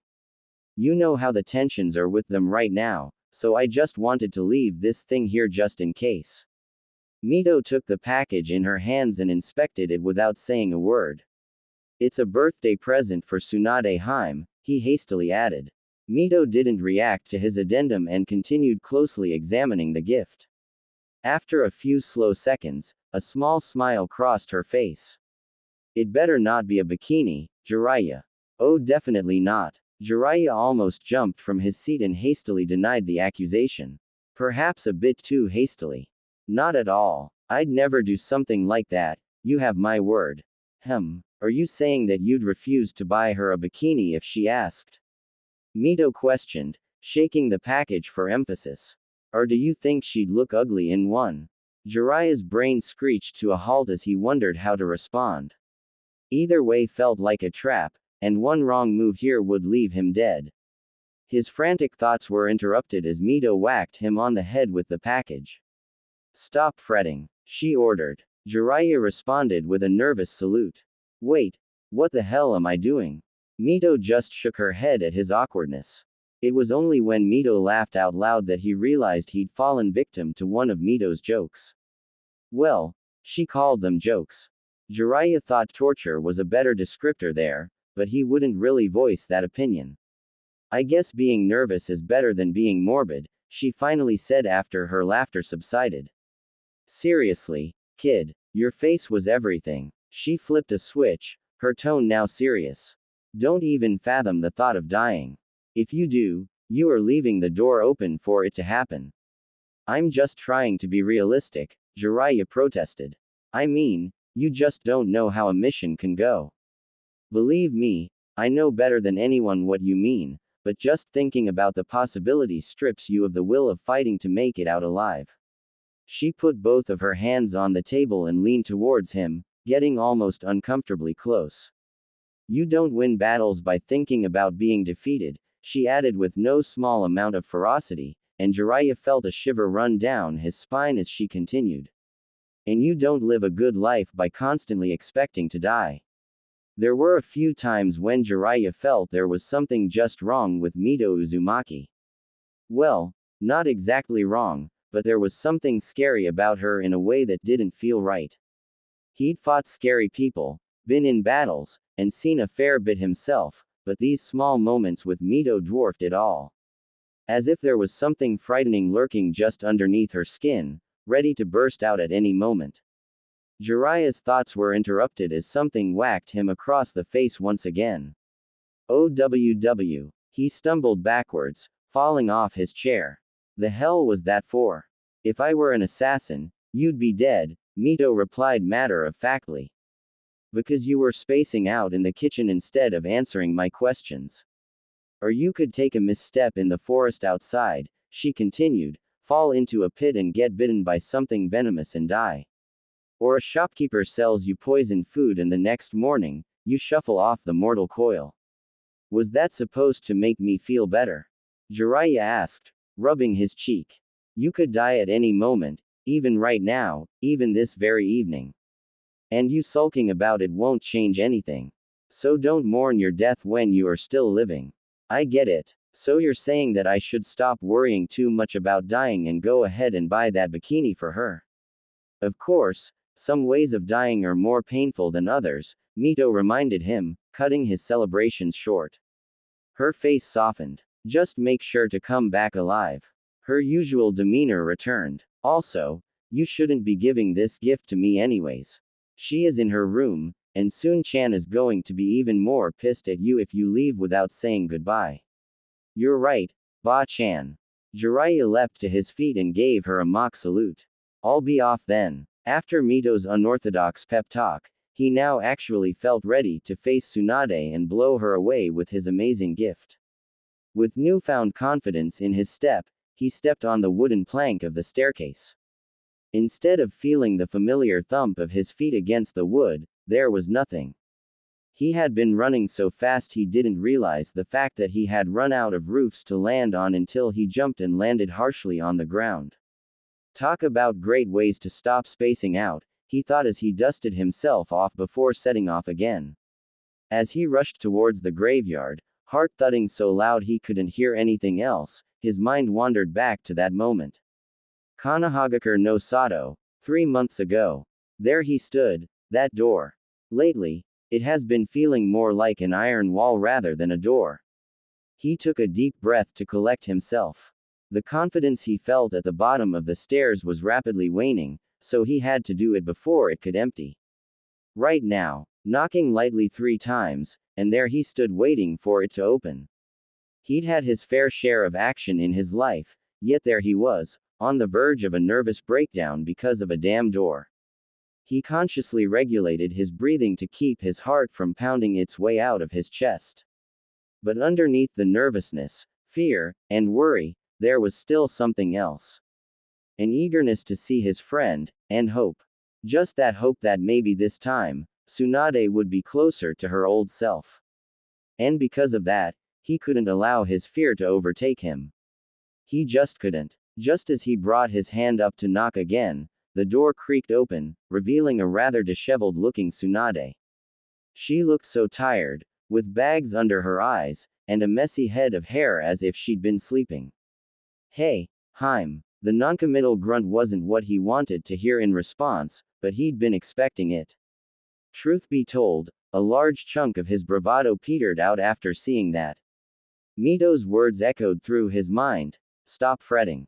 Undaunted, he continued, Sensei just gave me this really boring and long mission, so I figured I'd visit you before I left. He was received with a hum until she finally noticed the package he'd been holding. Noticing her glance, he raised the gift in front of him. What is that? She spoke in a soft voice. She spoke.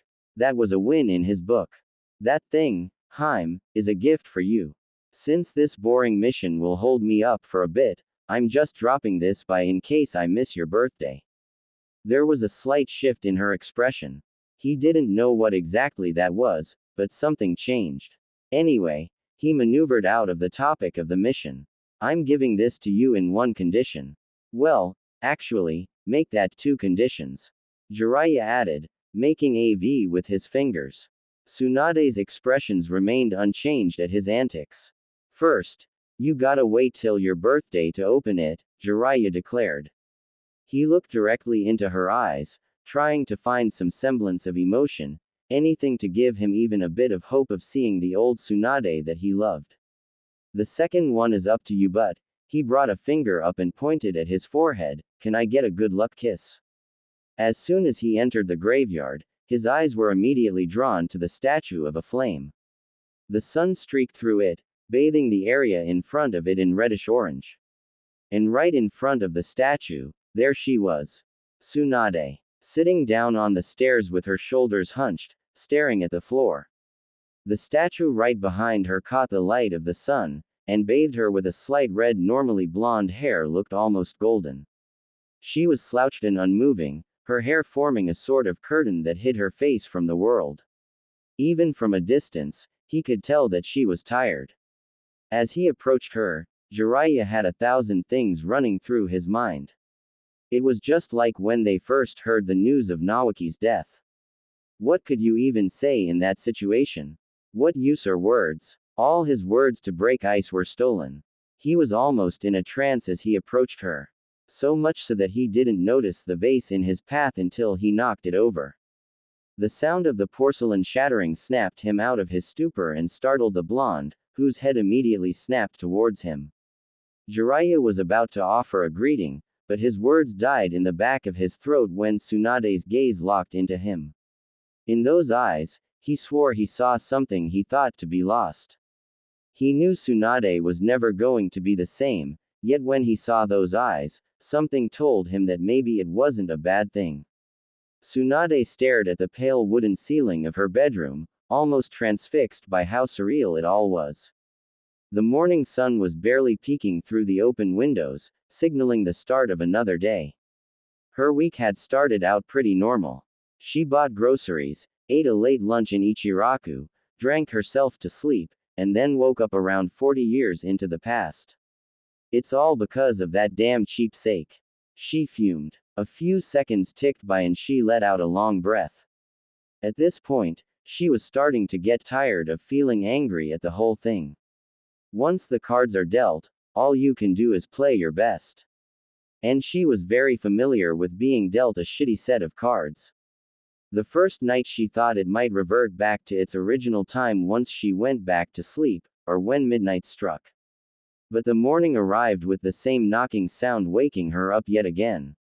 After that, it became clear that this was gonna be a more permanent situation. Part of her was waiting for this to revert itself back, knowing her luck. Still, another side of her dreaded it all. All the wars and conflicts to come, and the dangers that awaited her. The next few days passed in the same fashion, every day being woken up by her grandma, being bothered by Jiraiya, training, and so on. Truth be told, she was still waiting for a moment when it all clicked into place and she felt like she belonged. It still felt like she was a ghost walking through her memories. She was taken out of her trance when Mito suddenly knocked on the door. Well, it was less like a knock and more like an angry fist slamming against the wood, almost taking it off its hinges. Here we go again, thought Tsunade as she slowly rolled out of bed, not willing to test her grandma's patience. Can't believe I used to miss this. Mornings in Konoha just had a different feel in this era. Before the village expanded after the Second Shinobi War, everything was smaller and more intimate. Less cramped buildings and more giant trees really made a difference. Tsunade leisurely walked through the streets, in no rush to reach the marketplace. She found her morning walks somewhat meditative, especially since the streets were mostly empty at this time. She had nothing against the people of the village, but it did get tiring to try and wriggle herself around the crowd. Hence why everyone with basic ninja training chooses the rooftops instead. Of course, there was still one disturbance she couldn't get rid of. Predictably enough, a certain someone had figured out her morning routine. A very persistent someone. Tsunade barely finished that thought before she noticed a sudden flash of white from the corner of her eye. You need to improve your stealth if you want to keep following me around. If she wasn't feeling charitable, she'd call it stalking, and some very badly executed stalking at that. She couldn't bring herself to be harsh on him, though. Harem, if I were trying to hide, you wouldn't be able to feel me. I didn't survive in Suna all those months just off my pretty face. If saying that soothes your ego, then go ahead. Tsunade responded without a pause. He probably wasn't trying too hard, but she'll be damned if she admitted it. Come on, Harem, Jiraiya complained, falling into a step beside her. It won't kill you to give me some credit, you know. I'll give you all the credit you want once you figure out how to stop being a creep.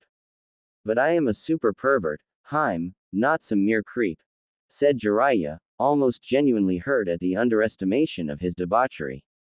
And some things can't be changed.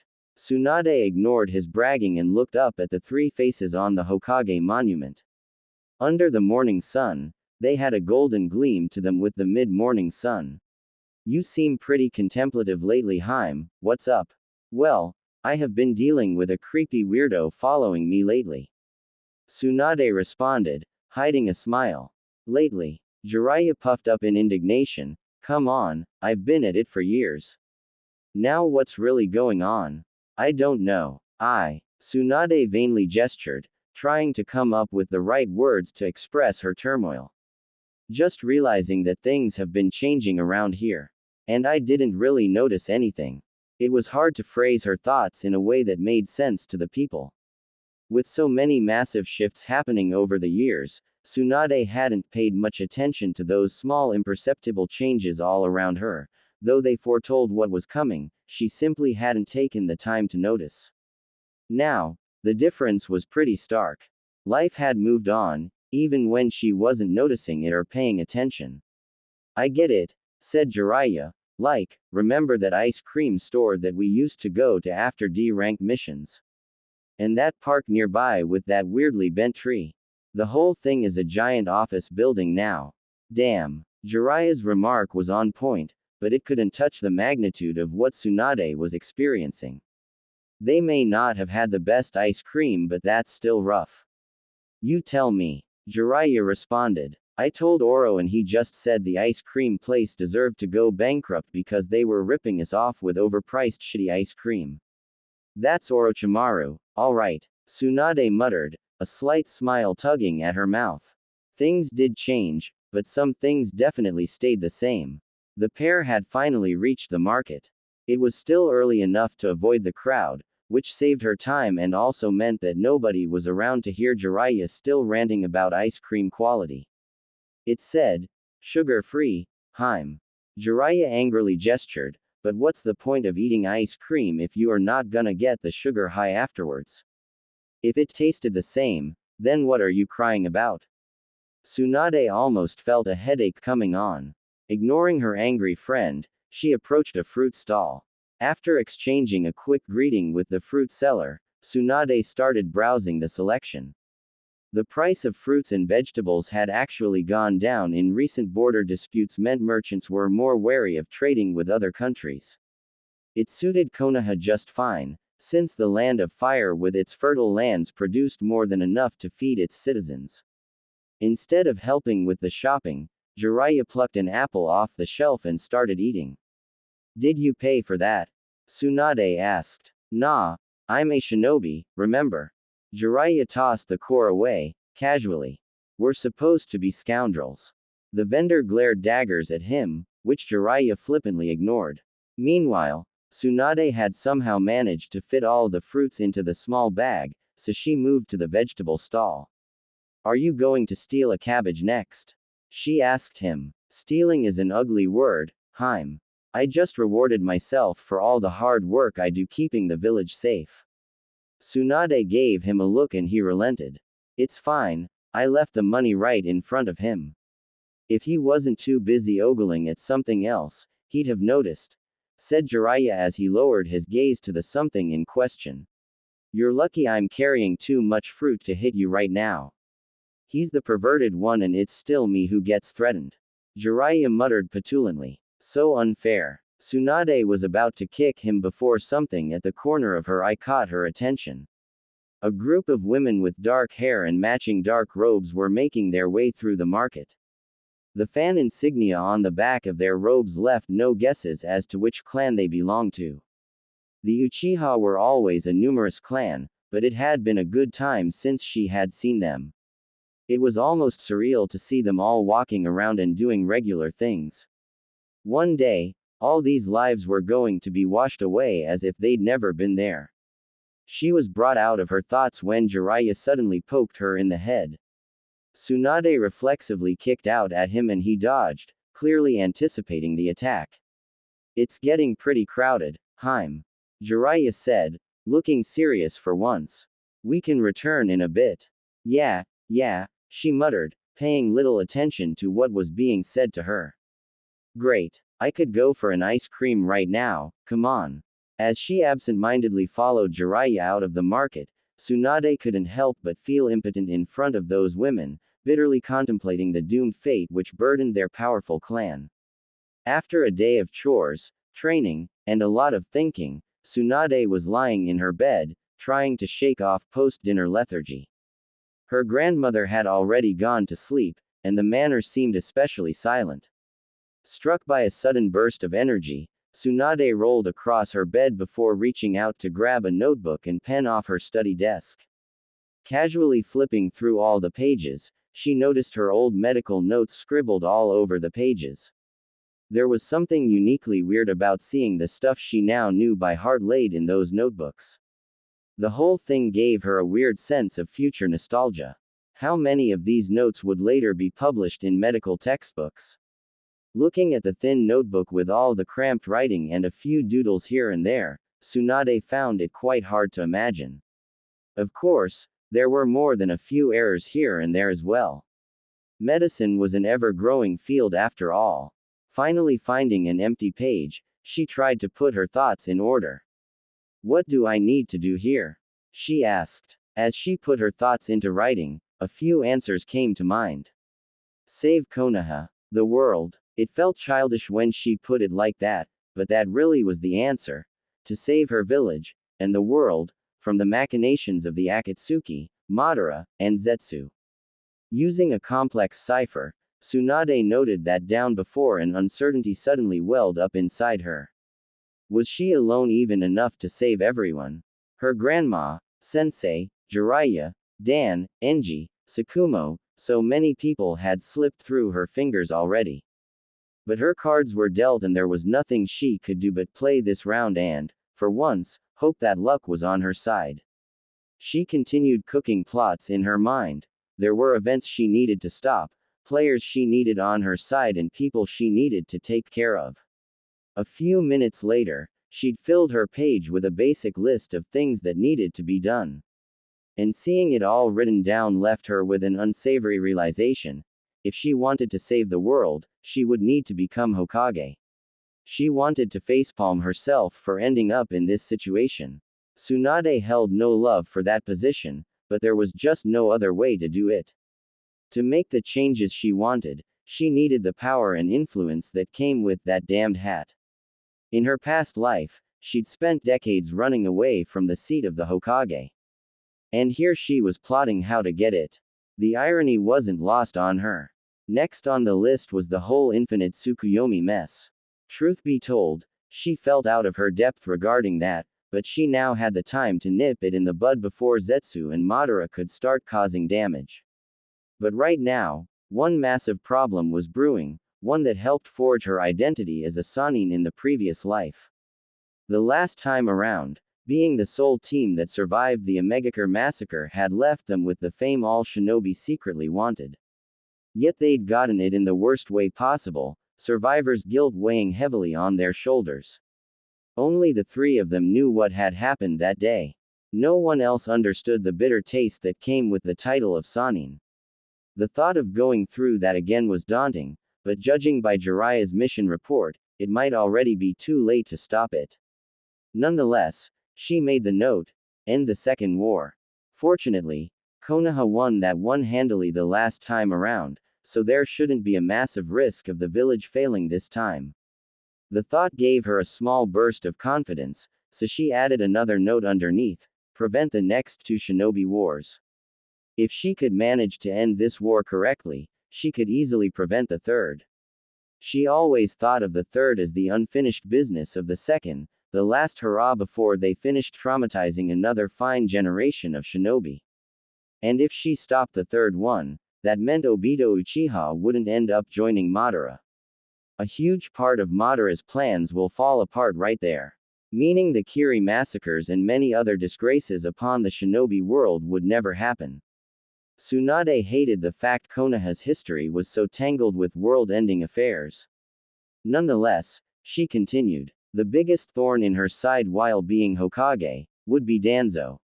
One thing that incited her fury the most was when the hat was in her possession and she read all the reports about how oblivious, incompetent, and just plain shameless Sarutobi was.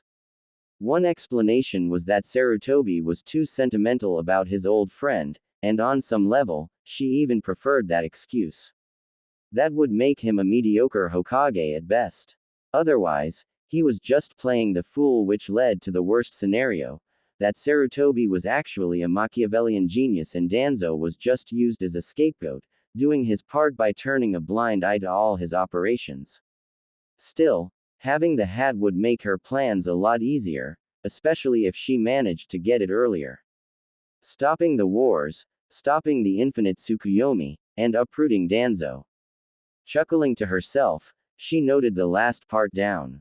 A sudden knock at the door prompted her to shut the notebook with a yelp and jump into a sitting position. Half a second later, the door swung open and revealed an irate Mito Uzumaki in her sleeping gown and her hair down. Tsunade quickly shoved the notebook under the blankets, feeling less like a future Hokage and more like a teenager who was caught doing something embarrassing. Sun-chan, stop thinking so loud, the asshole fox won't let me turn off the radar. Alright, I'll get to sleep now. Tsunade responded. You said that hours ago, Mito snorted, and yet here you are, keeping the both of us awake with your fretting. Damn her ability, Tsunade fumed internally. I need to plan and save the world, goddammit. And don't get mad at me, young lady, said Mito. One more word and I'm taking away your diary. Tsunade wisely shut up after that threat, despite an indignant inner voice protesting against her important notes being called a diary. Noticing her silence, Mito gave her a smug look before finally leaving the room. Well, she really had no choice now. It was impossible to win an argument with that woman. Falling back into her pillows with a soft thud, Tsunade swallowed the scream of frustration that threatened to escape. Saving the world was hard enough, but saving the world as a teenager brought even more complexities. She gained even more respect for Naruto. Closing her eyes, she slowly started counting down from 100. Images of the past and future, both good and bad, faded in and out of her thoughts. Defeats, victories, people she knew, people she lost, her shame, and her glories. The countdown continued and soon enough her breathing evened out. Seconds turned into minutes and then into hours as she fell into a deep sleep. Tsunade didn't know for sure what woke her up, maybe it was some animal or bird making noise outside, or maybe just her brain. But she did know that she wasn't falling back to sleep anytime soon. She squinted at the clock on the wall for a few seconds, realizing it was 2 a.m. Still far too early to wake up, she sighed. Her sleep was definitely gone by then. Not knowing what else to do, Tsunade pushed herself upright and grabbed her notebook once again. She opened the page and read through her list of plans, all of them feeling a bit sillier after receiving a dressing down from her grandmother earlier. Become Hokage, stop the wars, stop Madara, stop Zetsu, form alliances. There was a lot to do. And she definitely couldn't do it all alone. Tsunade needed people she could trust with parts of her plan. Those who would back her as she tried to implement her plans. Picking up the pen, she started jotting down. The first name was easy. Jiraiya, not yet a Sannin but still her teammate. She couldn't bear the thought of sending him to danger, but there were other ways he could help her. Mito Uzumaki was the second name. She needed to be the Hokage and her grandmother's significant political influence would be a massive help. Aside from that, She needed people who could be trusted to have the welfare of the village in mind. Regardless of what Sarutobi thought, they'd all see that Danzo was a leech that needed to be removed. With their help, going against the route would be much easier. For that, she'd need to have a talk with Inaku Yamanaka, the head of the Yamanaka clan, and most importantly, her uncle. From what she remembered of the man, he should be canny enough to figure out the threat of the route. All she had to do was point him in the right direction. If she got him to listen, that meant the Nara and the Akamichi clans could also be working with her. Of course, none of this was a guarantee, but it could make a good starting point. As she made the note, her mind began to wander and she started to think about the rest of the clans in Konoha. With powerful clans like Hyuga, Aburame, Uchiha, Kurama, and more, Konoha had a collection of strong warriors with impressive bloodline limits. This advantage had been instrumental in the village's survival all these years. If she could get most of these clans to work with her plan, that would both give her a good amount of ninja with amazing abilities and set the backup of all shinobi clans if she needed them to recognize her claim over the hat. She dropped back on the bed with a heavy thud. Easier said than done, though. Tsunade had trouble wrangling these clans when she had the prestige of being a Sannin. And now she was just a teenager. Why can't things be simple? She suppressed the urge to punch her pillow to shreds. All thoughts of violence left her mind in a flash when a shout suddenly rang through the house. Su-chan. It was followed by a loud thump, probably for emphasis. What did I tell you? Quickly shoving the notebook under the mattress, Tsunade threw herself on the bed and pulled the covers on top of her, mentally adding a note to never mess with her grandma's sleep again. The lungs on that woman, she fumed, before forcing her eyes shut. Tackling one of the most important ones of her list, she went to the Yamanaka flower shop. There she found a man in his mid-30s with long blonde hair, crouching behind the counter tending the ever-complicated orchids. My little tiger lily, every time I see you, you look more and more like your mother. Inaku's voice was tinged with nostalgia. He rose so quickly he had the spray bottle still in hand, giving her a massive hug. Trust a Yamanaka to open a conversation like that, she thought, the mild annoyance overshadowed by the comforting hug from her uncle. His opening comment caught her off guard. She'd almost forgotten how much people used to comment on her mother's resemblance when she was young. As Tsunade grew older, the number of people who still remembered her mother decreased. She couldn't decide if she missed it. At this point, it felt a bit alien. Uncle, she replied, after breaking the hug, you look well, too. Oh no. Inaku finally put the spray bottle down. You're being polite. I guess this is a serious talk. Was she really that easy to read? Very serious, Tsunade replied. There was no use beating around the bush. It has to do with the security of the village. Much more than just this village, but he didn't need to know. Inaku's eyes darted around, surveying for spying eyes. Let me show you something first. Inaku said, stepping away from the counter. A particularly delicate species. She followed him to the back of the shop, only to be greeted by an industrial-looking metal door. From what she remembered of her childhood, this was where they kept the flowers that'd wilt unless in very controlled conditions. Upon entering the room, Tsunade became aware that she had been dressing for a Konoha summer, and not a chat in cold storage. Inaku pulled out a stool and placed it in front of her. Here, have a seat. Be careful to avoid the flowers, though. He pointed out a shelf of some delicate-looking white flowers to her left. Lily of the Valley. Just got them last week. Tsunade didn't consider herself particularly interested in flowers, besides their medicinal uses. She had vague memories of her mother tending the flowers around the manor, telling her the names and how to take care of them. That was about as close she got to the art of flower arranging. Avoiding touching the delicate blooms, she took a seat in front of her uncle. So, Tsunade began, wondering where to start. She was tempted to just confess everything, to share her burden with someone she could trust. But shinobi weren't trustworthy by nature, and Yamanakas did have a tendency towards gossip. One word slipping out could end with her in an interrogation cell, and within Danzo's reach. But she had to start somewhere, even if it's only a part of the whole truth. I need you to keep an eye on something for me, but whatever is said can't leave this room. Tiger Lily, whatever is said in the cooler, stays in the cooler. He smiled, putting his hand over his heart. On my florist's pride. If anyone knows the human mind, it's you, she sighed. How important are emotions to the human mind? Well, that definitely wasn't what I expected, he replied, relaxing into the chair. I guess that depends on your own opinions. You know, what you feel is valuable about life. That was a non-answer if there ever was one. Still, Tsunade wasn't deterred. Come on, uncle. I need a more objective point of view about it. Inaku let out a deep sigh, apparently not prepared to explain intricate psychological concepts to a teenager this early in the morning. If I had to make it really simple, he began, staring into the distance.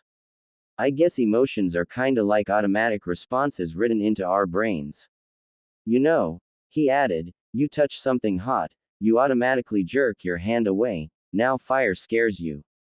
You hear your grandmother's angry voice, you automatically feel fear.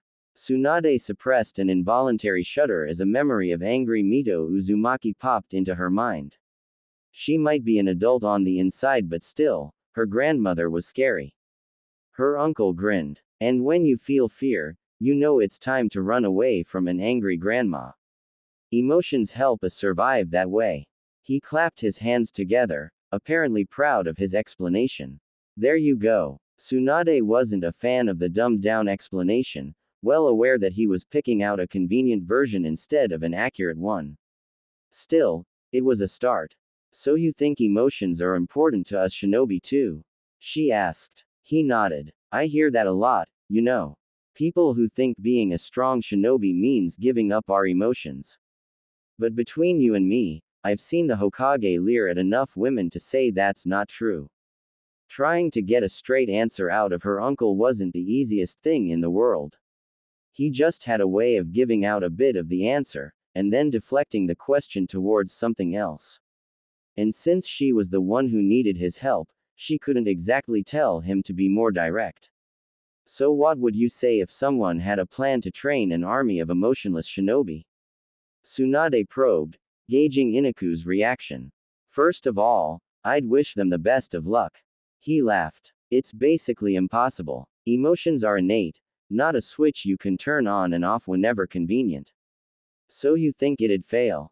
At most, all you can do is teach them to keep it all bottled up and suppress their reactions, he said dismissively. That aside, emotions help us learn, grow, and develop. Just imagine trying to teach a new jutsu to someone that feels no gratification from learning. Without the pleasure and pride that comes from progress, people will stagnate and their potential will be wasted. Although it was something she pretty much knew already, it was still a relief to hear it. I really hope you're not planning on creating an army of emotionless drones. Inaku joked. You should spend that time on something actually useful, like finally learning how to cook. There's the uncle she knows. Tsunade bypassed his last comment. Well, not me, she responded solemnly, struggling to put it into words. But someone is, and I'd like you to keep an eye out for that. If there was anyone who could find a way to track an army of emotionally stunted ninjas, it was the head of the Yamanaka clan. However, there was still one important thing. You can't tell anyone else about this, not even sensei. If Inaku was surprised by her warning, he didn't show it. Of course, he responded without a beat, my cute little niece asking me to watch out for the safety of the village isn't really something that needs to be reported. Despite the joking answer, Tsunade knew that he was serious about keeping quiet.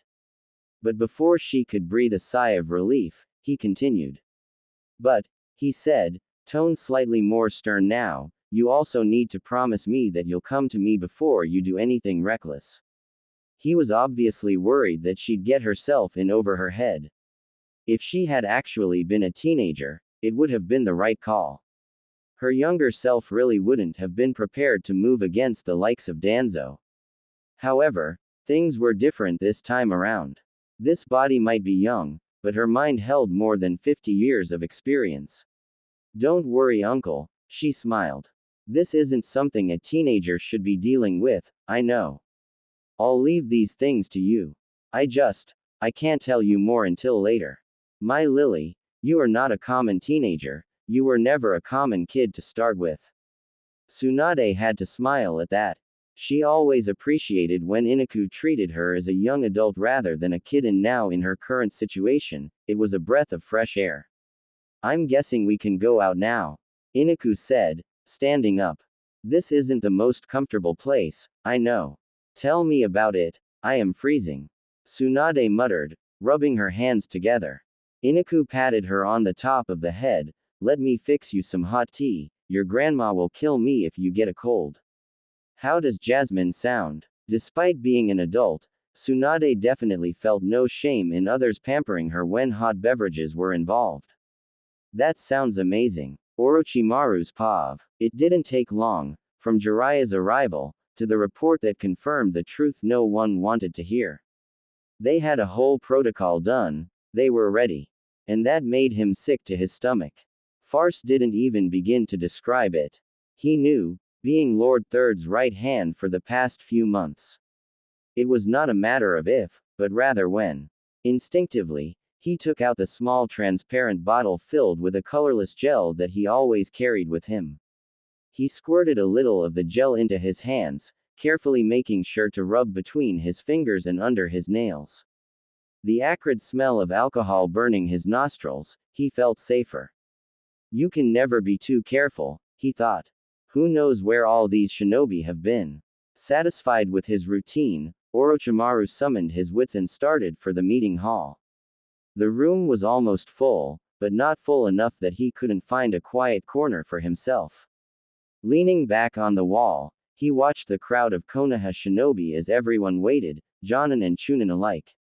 He didn't know all of them, most weren't significant enough to be worth knowing. Of course, there were some exceptional shinobi here, the most prominent being Tsukumo Hatake. An irksome character, for sure. Incredible talent and skill, offset by an equally incredible lack of ambition. Predictably enough, his sensei was very fond of him. That man trained hard, completed his missions, and did whatever was asked. In many people's eyes, that'd make for the ideal shinobi, but he knew better. One doesn't become strong just by following a path laid out by others. Orochimaru couldn't help but be disgusted by the waste, although the feeling was tinged with a tad bit of relief. Orochimaru could easily pick out his silver hair from the crowd, standing at the other end of the room. As if sensing his stare, Hatake looked up. Turning away, he went back to scanning the crowd.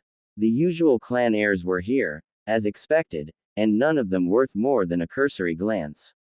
Orochimaru felt a similar annoyance at the waste of it all. Born with every advantage in the world, all the wealth and knowledge of their ancestors, inherited powers, and all they did was sit in their hovels and play politics. Even calling them shinobi was an insult to the word. The podium sat empty, the esteemed Hokage late as usual. He knew what his sensei was going to say. After all, he had been there when we wrote his speech. Orochimaru knew every point that was going to be touched in this meeting, so long as he stuck to the script. Still, he couldn't let go of the unease that came with the whole event, and that feeling only mounted as a nearby group of newly promoted Chunins started chattering loudly. The pitch and volume of their voices seemed to bounce off the floors and all the many bodies in the room, amplified and thrumming against his ear canals like a marching band. Much as he wanted, he couldn't just start wringing their necks right there. After all, they weren't supposed to die until a few months from now, in a ditch somewhere for the glory of the village. Then again, how big of a difference could crushing a few pests make such a short while before their time? His morbid thoughts were interrupted when the chattering stopped, a hush falling over the room. Poking up above the crowd, the Hokage's hat made his way through the room. Orochimaru disagreed with the man on most things, but even he had to admire the ability to silence the room that easily. Finally taking his seat in the elevated panel, Hiruzen Sarutobi turned to the small crowd, leaving his pipe on the table. Below, everyone waited in silence as the Hokage started his address. This, he gestured around the room, is not a celebration. Regrettable, I know, but I am in front of you bearing some troubling news. The Kazekage of Tsunade has been assassinated. A smattering of gasps rose up at the news. Suna now prepares to march against Iwa in retaliation. When they do, it will be through our land, and the lands of our allies. Towards the north, Kumo sits in wait, looking for any chance to expand their borders. He noticed a few people straighten up in attention at the mention of Kumo. Suna alone was as threatening as a toddler with a knife. The only damage they could do was to themselves. However, Kumo was a proper threat and everyone knew it. We've had border skirmishes in the past, but it seems full-blown hostilities are now imminent. So let me make this clear, this isn't just a minor conflict to be swept under the rug. This is a matter of life and death for Konoha, and all its people. Orochimaru resisted the urge to roll his eyes there. Ever the dramatic, his sensei. He just had to spice it up a bit before reeling them all in. But, he continued, gravely, as shinobi, we are no strangers to death. When we put on that headband, we swore to be the bulwark that protects the village. Now, it is our time. His voice boomed as he continued his speech. Orochimaru already knew it by heart, every word, sentence, comma and period. Nevertheless, he clung to his sensei's every word, just like everyone else. True charisma cannot be ignored. Before us, we have a long and hard journey. We're all going to face many long months full of struggle and of suffering, and I know this will be no easy task. It will be a challenge greater than any you've faced so far. You all are about to embark upon the Second Shinobi World War. The declaration was followed by a few seconds of absolute silence as the enormity of the situation slowly dawned on everyone. Sarutobi let it linger for a moment before continuing. This may come as no surprise to many, as we have been at the verge of war for the longest time. And while we don't know when the real battle might start, measures must be taken for the success of the village. Be vigilant, train harder than you ever have, become strong in body and mind. He paused to take a deep breath.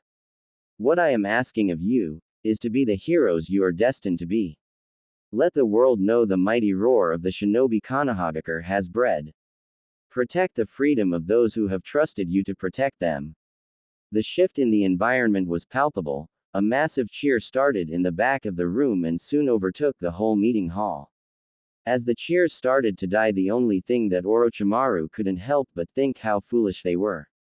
Thunderous applause at the prospect of their own demise. Didn't they know they were due an awful death in some faraway land? All for the sake of glory they never were going to live to witness.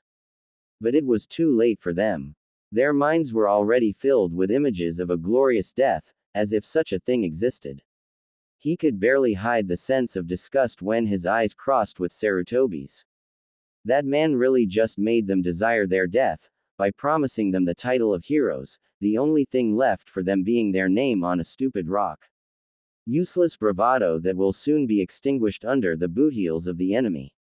He turned away from the cheering crowd, moving from through it trying to find the nearest exit, taking out once again the plastic bottle from his pocket, letting the transparent gel wash away the feeling of unease.